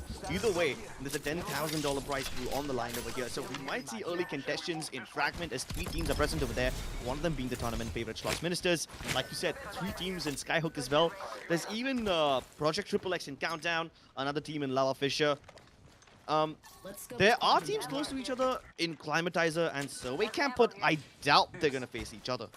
Yeah, the area to cover there is pretty large, so I don't think we're going to be seeing any action on that side of the map. Exactly. Although the entire POI of Lava Siphon has been left empty, and that's actually one of the best spots to land in. And as we see here, Scorpion's team, Clutch Ministers, has started off by facing Darlings. They are moving in with Lifeline as a gimmick for the last game. I don't think they have anything to lose here, but they still managed to go on and get Darlings out of the lobby, but they have lost Scorpion, which means they have to respawn him with around 2 to 3 teams around them. They have to look out for Overlook, my bad. They have to look for Overlook, third-partying them on this revive, and they will find the res on Frag West very risky as well, because we did have a team land there as well, which will be looking to pounce on them. And this shield situation is not the best as well, because they do have double whites. I'm just really surprised to see Lifeline being picked up. I mean, up until now, the off-meta characters that we've seen so far have been, to some extent, Bangalore and maybe even the Pathfinder. But I have not seen a Lifeline in the entire tournament, in none of the qualifiers so far. Well, there's no better time to rock like a useless off-meta character like Lifeline than now, because Clutch Ministers have absolutely nothing to worry about. So even if they went out with 0 points, they wouldn't care. Yeah, they so they're basically playing the last game for fun, while the entire lobby is playing this lobby like their life depends on it. Exactly. Like I can almost imagine Lifeline over there deliberately calling in her care package in the middle of nowhere, out in the open, and inviting someone or the other to come check it out. Let's see if anyone falls for the bait. Project Triple X, after looting Countdown, it might come across another team who's trying to take this jump tower. And while bird hunting action is in progress, will they be able to get them or not? Yes, they will. Sick Warrior strikes down Fit Assassin from the sky, puts him on the ground, and the rest of his teammates are now also in trouble.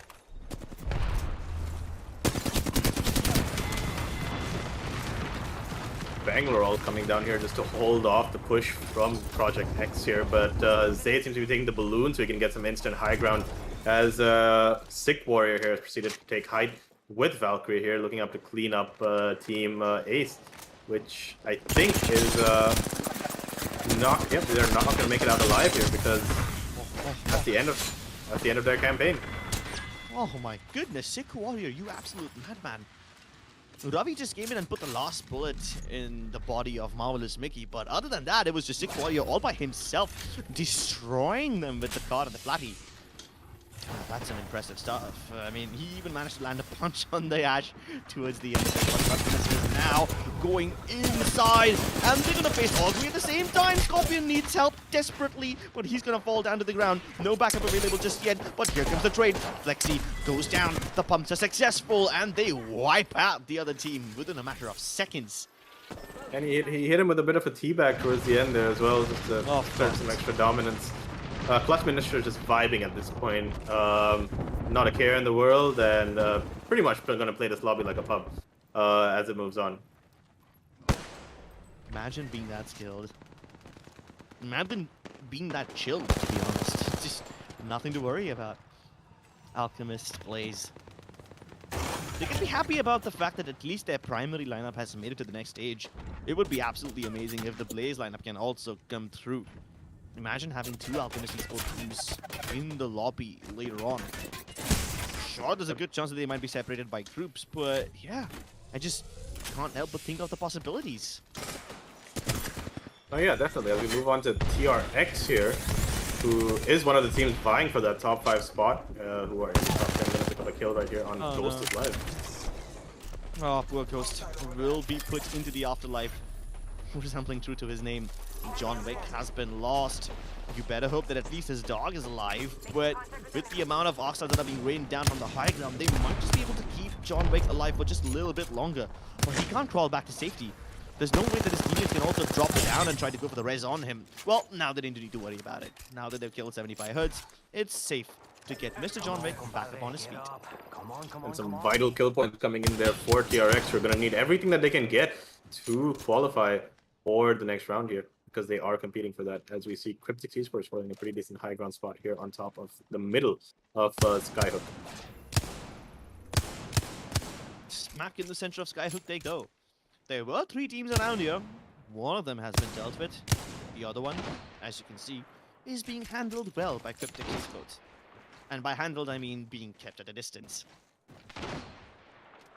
Cryptic doing a pretty good job there at controlling the space on the middle of Skyhook here, while TRX just goes on and backs out straight back into the tunnel.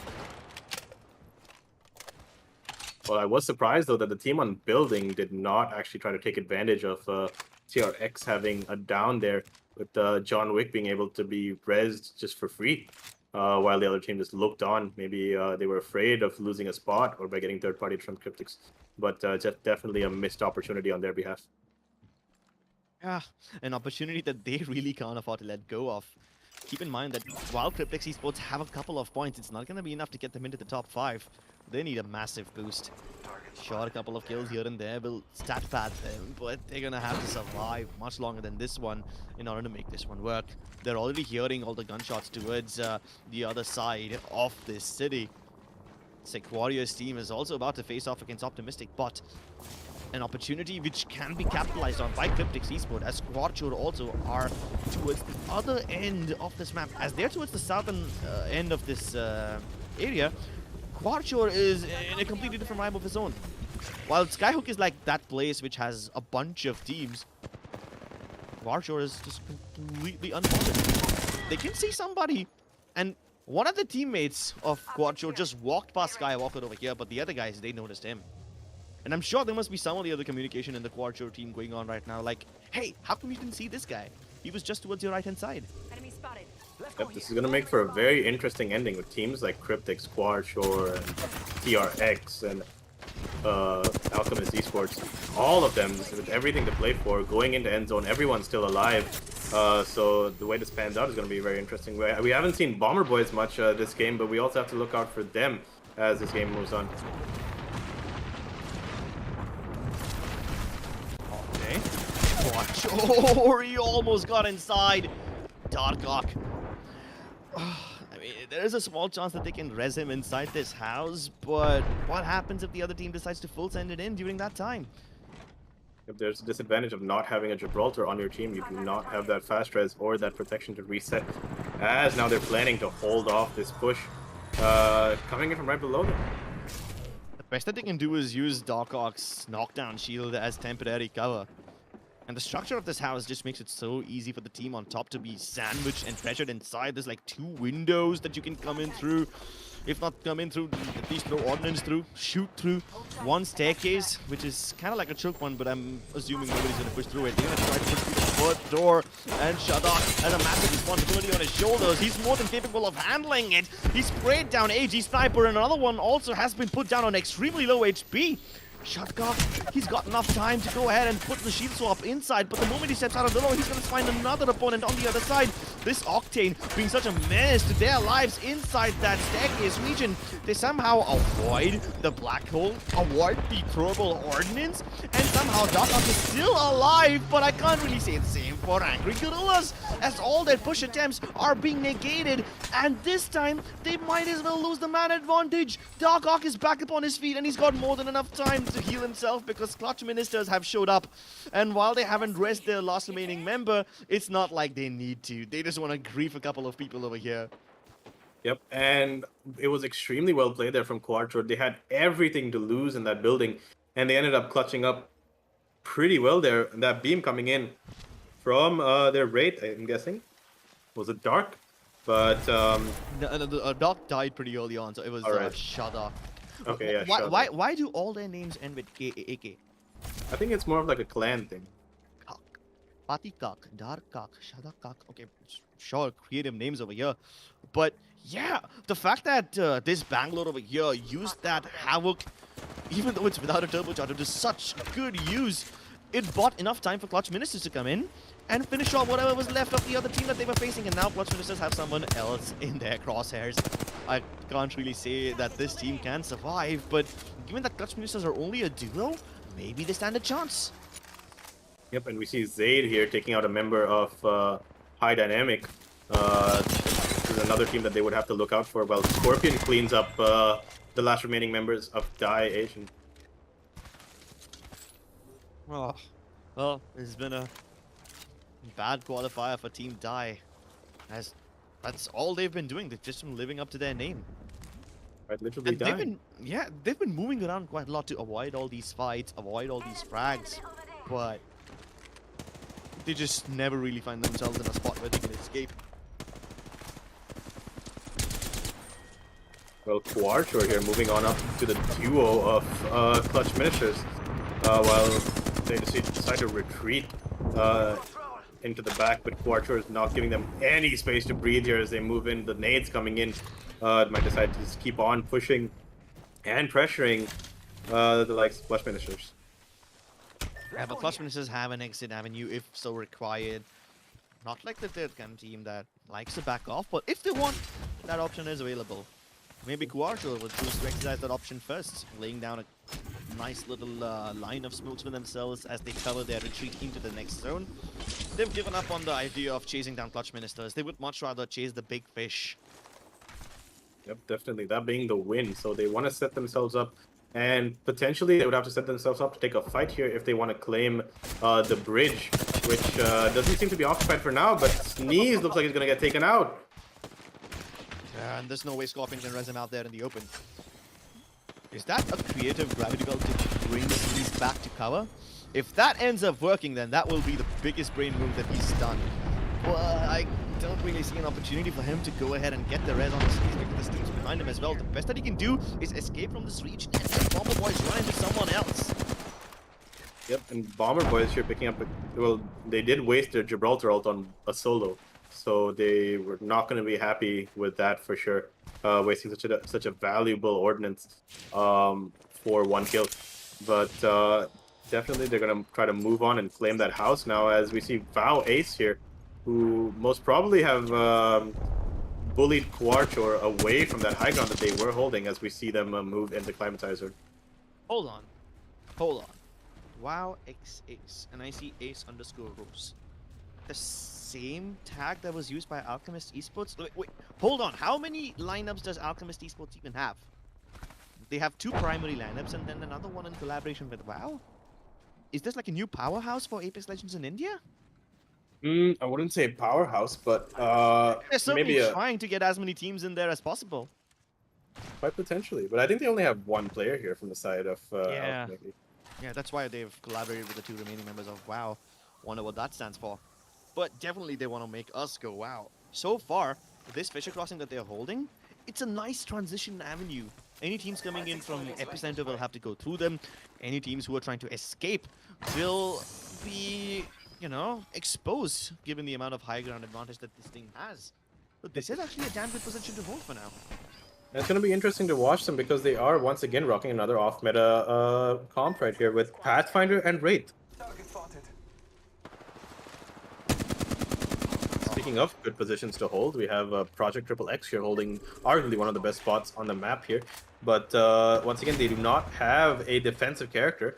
So any Gibraltar bombardments or Bangalore ults coming in from the other sides of the map might prove a bit fatal for them while holding the roof on that side, as we see that ring will tend to pull a little bit outside of Climatizer, but Project XXX might want to hold on to the spot because there will be teams rotating in for them to pick off as the game proceeds.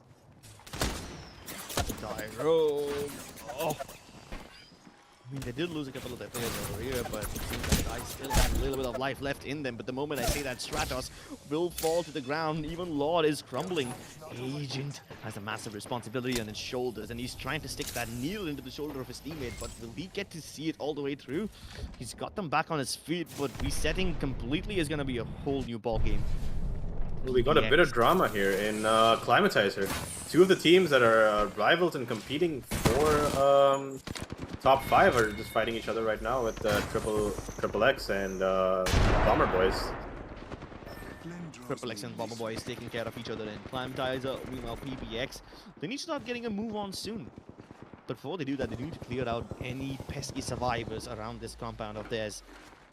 It would be a good time right now for them to use that Seer ult to their advantage because they have to clear up this team quickly because they have to plan their rotation as well. So they can't waste too much time on this, as the other team has a Caustic as well. So they do not want to be the team just stuck inside here because even though they have a Caustic of their own, being on the inside and just boxed in this situation is just not what you want to happen because they can just get gassed in by the traps and then there's no escape for them. Exactly. All of the team above them, WoW Ace, need to do is just delay them and disrupt them for as long as possible. And it's not like they can use the Valkyrie ult from inside this, right? They're going to have to come out and fight them regardless. By that time, WoW Ace might have already escaped. They might have taken a better position from where they can gatekeep these people. They definitely aren't on top of them anymore. And PBX also have to be wondering, where on earth did they go?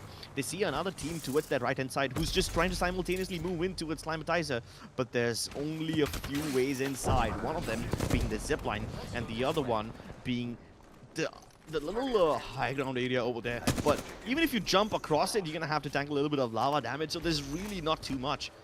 Another choice you have is to just stay on top of that bridge, which WoW Ace was holding a couple of minutes ago, but they also have moved up in the world and taken this high ground, which is a damn good position to be in. Nobody behind them, so don't need to worry about their backs. The Bomber Boys here in a bit of trouble. They do not want to be the team that dies here because they have everything on the line. That nade is terribly misplaced. They do have the Gibraltar ult to buy themselves some time, but looks like it's not going to be needed because Icky Blue here popping off with the Mastiff. I spoke too soon, and that Gibraltar ult comes down in, but Bomber Boys here have already lost 2 members on their team. They keep Mad D here trying to do everything he can to keep his team alive, to keep his team just in the race for top 5. Yeah, top 5 is when you really start to get the juicy chunks of the placement points. WoW Ace, they do not need to relinquish this high ground area anytime soon. They can continue beaming teams from up here and then move in towards the circle at the very last moment. Let's go this way. Yep, and it seems like they're holding the spot that was originally held by Project XXX, who seem to have moved on out of here and given up their spot. To where, we have no idea unless we can pull up a cinematic cam right now so we can get a layout of all the teams on the map. But for now, we're just a bit in the dark on where all the teams are. I'm more concerned about what's going to happen in the next circle. It's way out in the open. Oh no. He's going to get pressured by the amount of arcs that are being thrown at him. He's stunned already and he's getting pressured. He's on the low ground too, so it's not like he can get away. Sure, the gravity lift would be a very nice tool to use in a situation like this, but he's found himself a duel against a solo raid. Let's see if he can get on top of this one. Using the black hole to go around the other side, but Uncanny wins this one. He kills one of the most deadliest players in the lobby, and with that, Dutch Ministers are out of the game. But do they care? Absolutely not. So we move on in here. Wow, Ace changing up their position behind this rock here, but he does go down. Looking like a pretty messy situation, and they look like they're going to be just absolutely dealt with by Chor and Project XXX. Oh, Project XXX. Let's see if they can actually turn this game into a win. They need all the points possible to secure their position in the top 5. Sure, they have a standing in there, but it could change any moment. Cryptic Esports, on the other hand, they find themselves in the top 5 in a position where they can actually win this one. And sure, they have the man advantage in the fight that they have right now, but I just hope they don't overexpose themselves to some other team. Qualifier, on the other hand, are making things difficult for them. He's down to the last man. But the moment I say that, he might just be able to go for a rest, turning it into a 2v2 between Qualifier and Cryptic Esports. And while these two teams are beating each other down, there's another team on the high ground who has all the angles in the world. And another team below them. They have two teams in their crosshairs. Both those teams can't shoot at each other because of the massive floor in between them, but at this point, I think we know the positions of all 4 teams, and this is going to be a very interesting battle. 2 teams on one end of the circle using these shipping containers and rocks as cover. Meanwhile, the other 2 teams inside the building, and they can't shoot at each other. And Quattro looks like they're going to get their member back in with that mobile res beacon. And it looks like we're going to have quite an entertaining send-off here because every single team who's in this final circle has everything to play for. They have top 5 on the line. None of the spots have been secured because we do not know how many kill points the rest of the lobby has got. See Project X from Zaid there picking up a kill on only Jet to start things off with. But Quarchor now in a strong position, especially since they've got all 3 members back up on their team. Trades going on in with Project X there. Oh, Quarchor. They're just trying to hold on away from the building as long as possible because this position helps them get lines of sight onto both the teams who are now being forced to jump out of their compound. And Quadjor is getting sent on quickly. This Mastiff needs to pay off dividends right now as Patik. He needs to show up massively. Both his teammates are down and he needs to step up. If not step up, at least just stay down and put his head down so that he can just survive this massive onslaught. Israk though, he's gonna find him. Zaid with the Kraber has taken off Itachi's head, and Israk goes down as well, down to the last 2 teams. It's Project XXX who might just be able to win this entire game. They've got the Kraber as well. Zaid on YT, he's going in for the full send, and Project XXX get the dub at the end. They were so patient all throughout the game. They chose to pull out that Kraber at the best moment possible, and it paid off all the dividends in the world. What a game from Project XXX. Yep, perfect way to end their campaign. From Project XXX there, had a bit of a lackluster start to the tournament, but capped it off pretty perfectly there with a very well-played win coming towards the end of that game. Indeed, and this is the kind of win that secures you positions in the top 5. I mean, at this point, I'm pretty sure that Project XXX have qualified for the next stage without even looking at the scoreboard. Absolutely. And it's now yet to be seen whether the teams like Kuarchor, who did make it to the top 3 with quite a bit of KP, did enough to negate the one bad game that they had. If they can probably get themselves into the top 5, along with PBJ, who were in a dire situation with 2 rings prior when they were stuck in that building there, just being entrapped by a caustic gas, but somehow managed to weasel their way into being the number 2 team in the lobby for that game. Yeah, PPX also managing to survive for that long, that is a miracle in itself. They found a pathing via the underbelly of the donut buildings, that passage. They used that to their advantage. Of course, it's a pretty secure passage to go towards the other side of the zone. But then once you're in there, once you're at the edge of the zone, there's really no real estate for you. Unless you have a Gippy, you're going to be out in the open. And all the power positions were already being held by some of the other team, right? I mean, you had Quadjor holding the rock, which basically gave them lines of sight onto both Project Triple X and the team above them. And inside the building, there's like two teams who are just sitting on top of each other. They can't shoot at each other. And Quadshore have lines of sight on them both. Let's take a look at the highlights because this game was super, super fun. We started off here with Clutch Ministers just casually walking into the lobby for a clean, not a clean wipe, because they did lose one of their members. But yeah, this is a casual start there from Clutch Ministers as we move on to Project Triple X here, ambushing one of the teams from Skyhook as they moved on down. Sick Warrior here put in some pretty decent beams to wipe the side of I don't really know what their name is, but Marvelous Mickey. Marvelous Mickey, combining the powers of the superhero universe and the Disney universe together. Scorpion, though, his beams were so powerful. Even though he died over there, he did so much damage that his teammates didn't even need to do all that much to finish off what he started. TRX also finding a couple of kills here and there. This position that they were holding towards the north of Skyhook did give them quite a lot of things to work on. The only question I have right now is it gonna be enough? Yep, it was this moment right here that just changed the tide for the game for Quadshore here. When he managed to hold off the push, get it down, and hold them off long enough for Clutch Ministers to come and clean up the rest of that fight, while they moved on out and just retreated all the way to Climatizer. Yeah, they retreated into Climatizer. That allowed Quadshore to stay all the way alive up until the second spot. But imagine if that didn't happen, right? That could have been the end of the game for them right then and there. Sure, they had a great performance in the previous game, but it's this solidification that's gonna keep them alive in the tournament for much longer, and maybe we'll get to see them again in the next stage. Here comes Quadshore finishing off stuff, and Project Triple X just waiting for the right time to go in full send. Zayd just moved in without even waiting for the rest of his teammates who were just busy healing off. And of course, why would he wait? He knows he's got this game in the bag. Given the amount of carnage that was going on behind that rock, the amount of arc stars and termites and caustic Noxcat grenades that were thrown in over there, nobody could have stayed there for too long. And then it just became like a curious case of shooting fish in a battle, like we saw in that pipeline scene before.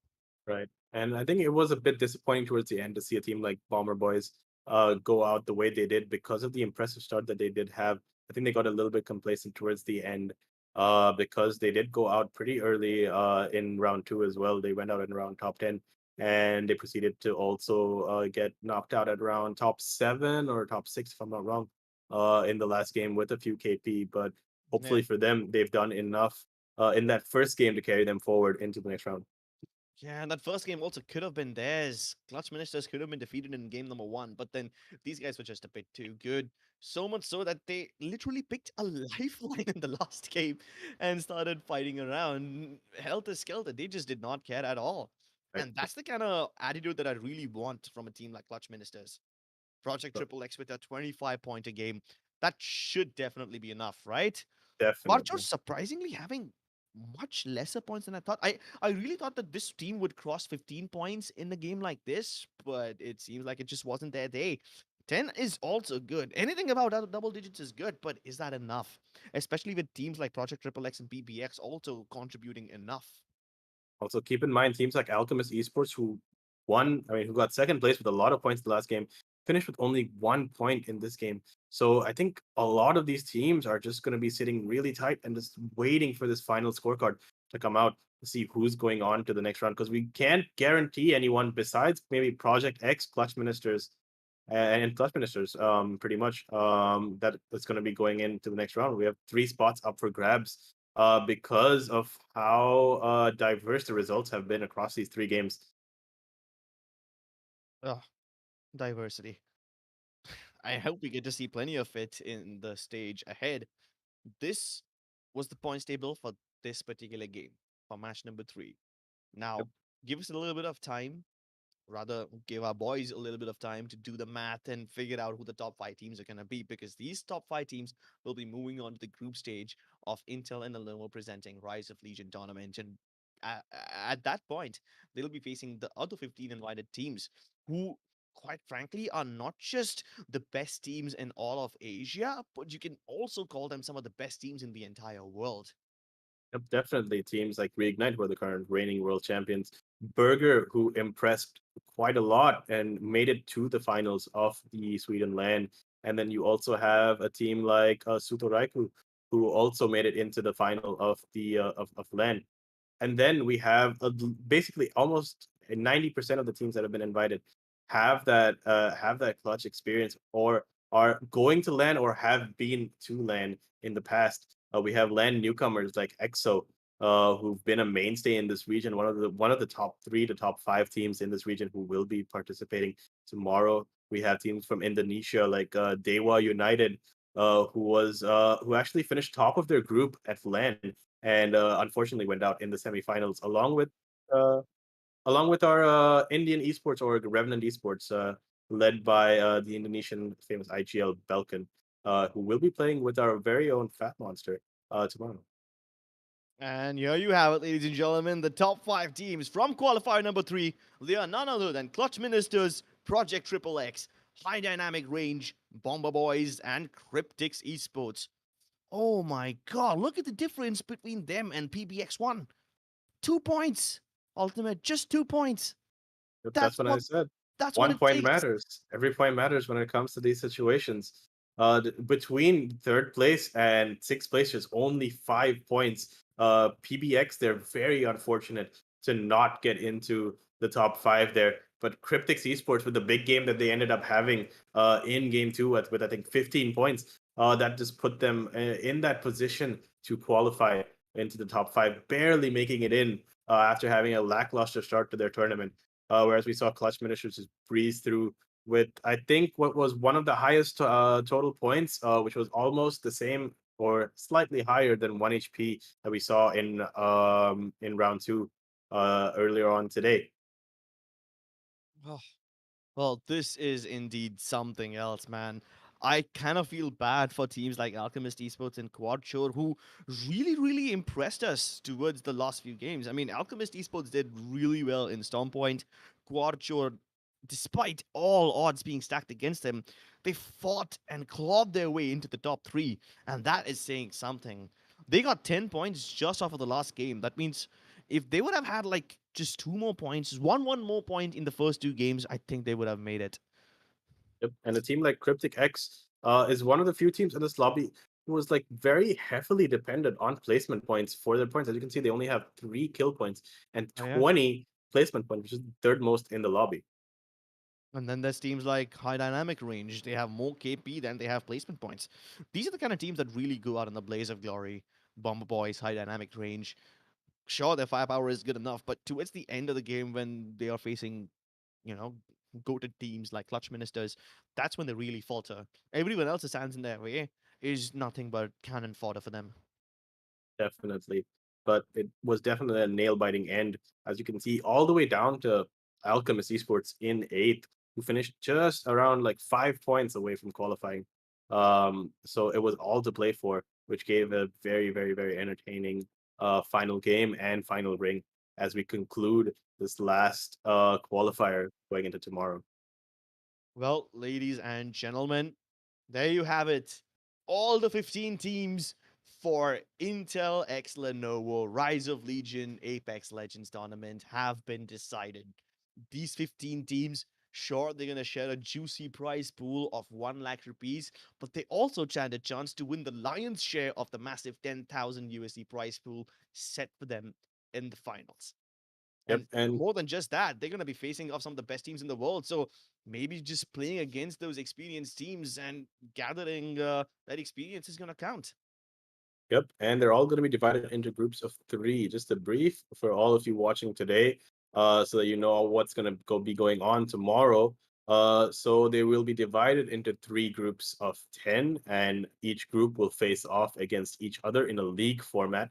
The league format is a little bit similar to the Pro League that we saw for ALGS earlier this year. So there will be 30 teams participating, 15 from India, Bangladesh, and Sri Lanka, and 15 who have been invited who are the cream of the crop from APAC South.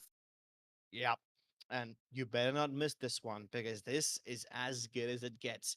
Thank you so much for tuning in, ladies and gentlemen. Don't forget to subscribe to the Esports Club and show some love to Intel and Lenovo for making this tournament possible. Subscribe and also ring that bell icon so that you never miss an update when we go live. Of course, if there's a tournament which is as high octane and as interesting as this one, you wouldn't want to miss it anyway. But that being said, we're going to bid goodbye and good night for now. We'll see you again tomorrow.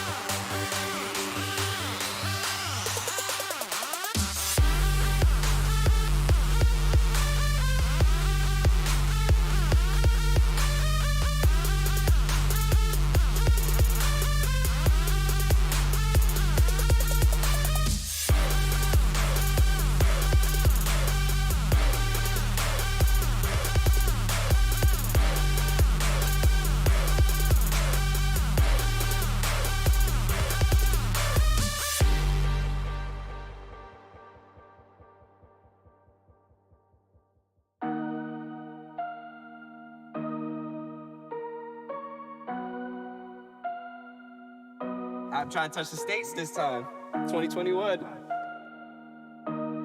Gotta show him I can still rap though.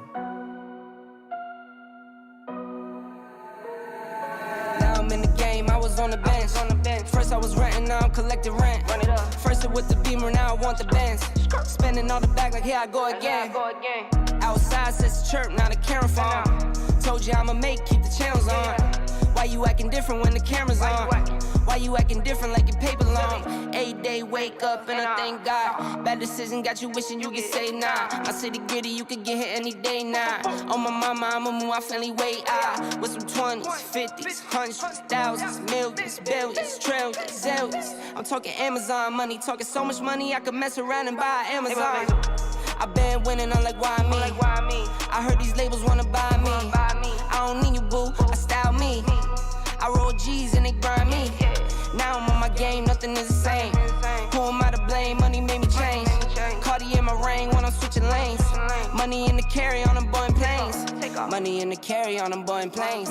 Now I got a buck for all those rainy days. Ain't have a day off in like 80 days. I got hustles in like 80 ways. Kids if he won't take a lazy day. Wifey on me told me take a break. I keep going to the paper straight. Then it's trips out to Montego Bay. If I take the job, bet I get it done. I said it before, I'm a one-on-one. I just caught some ones, only wearing ones. Fornicate the funds, money made me calm. Diamonds on your neck, bet they on your neck. You want that watch, you better rock a tech. You want that chain, you better cop a vest. You want the check, but can you make it stretch?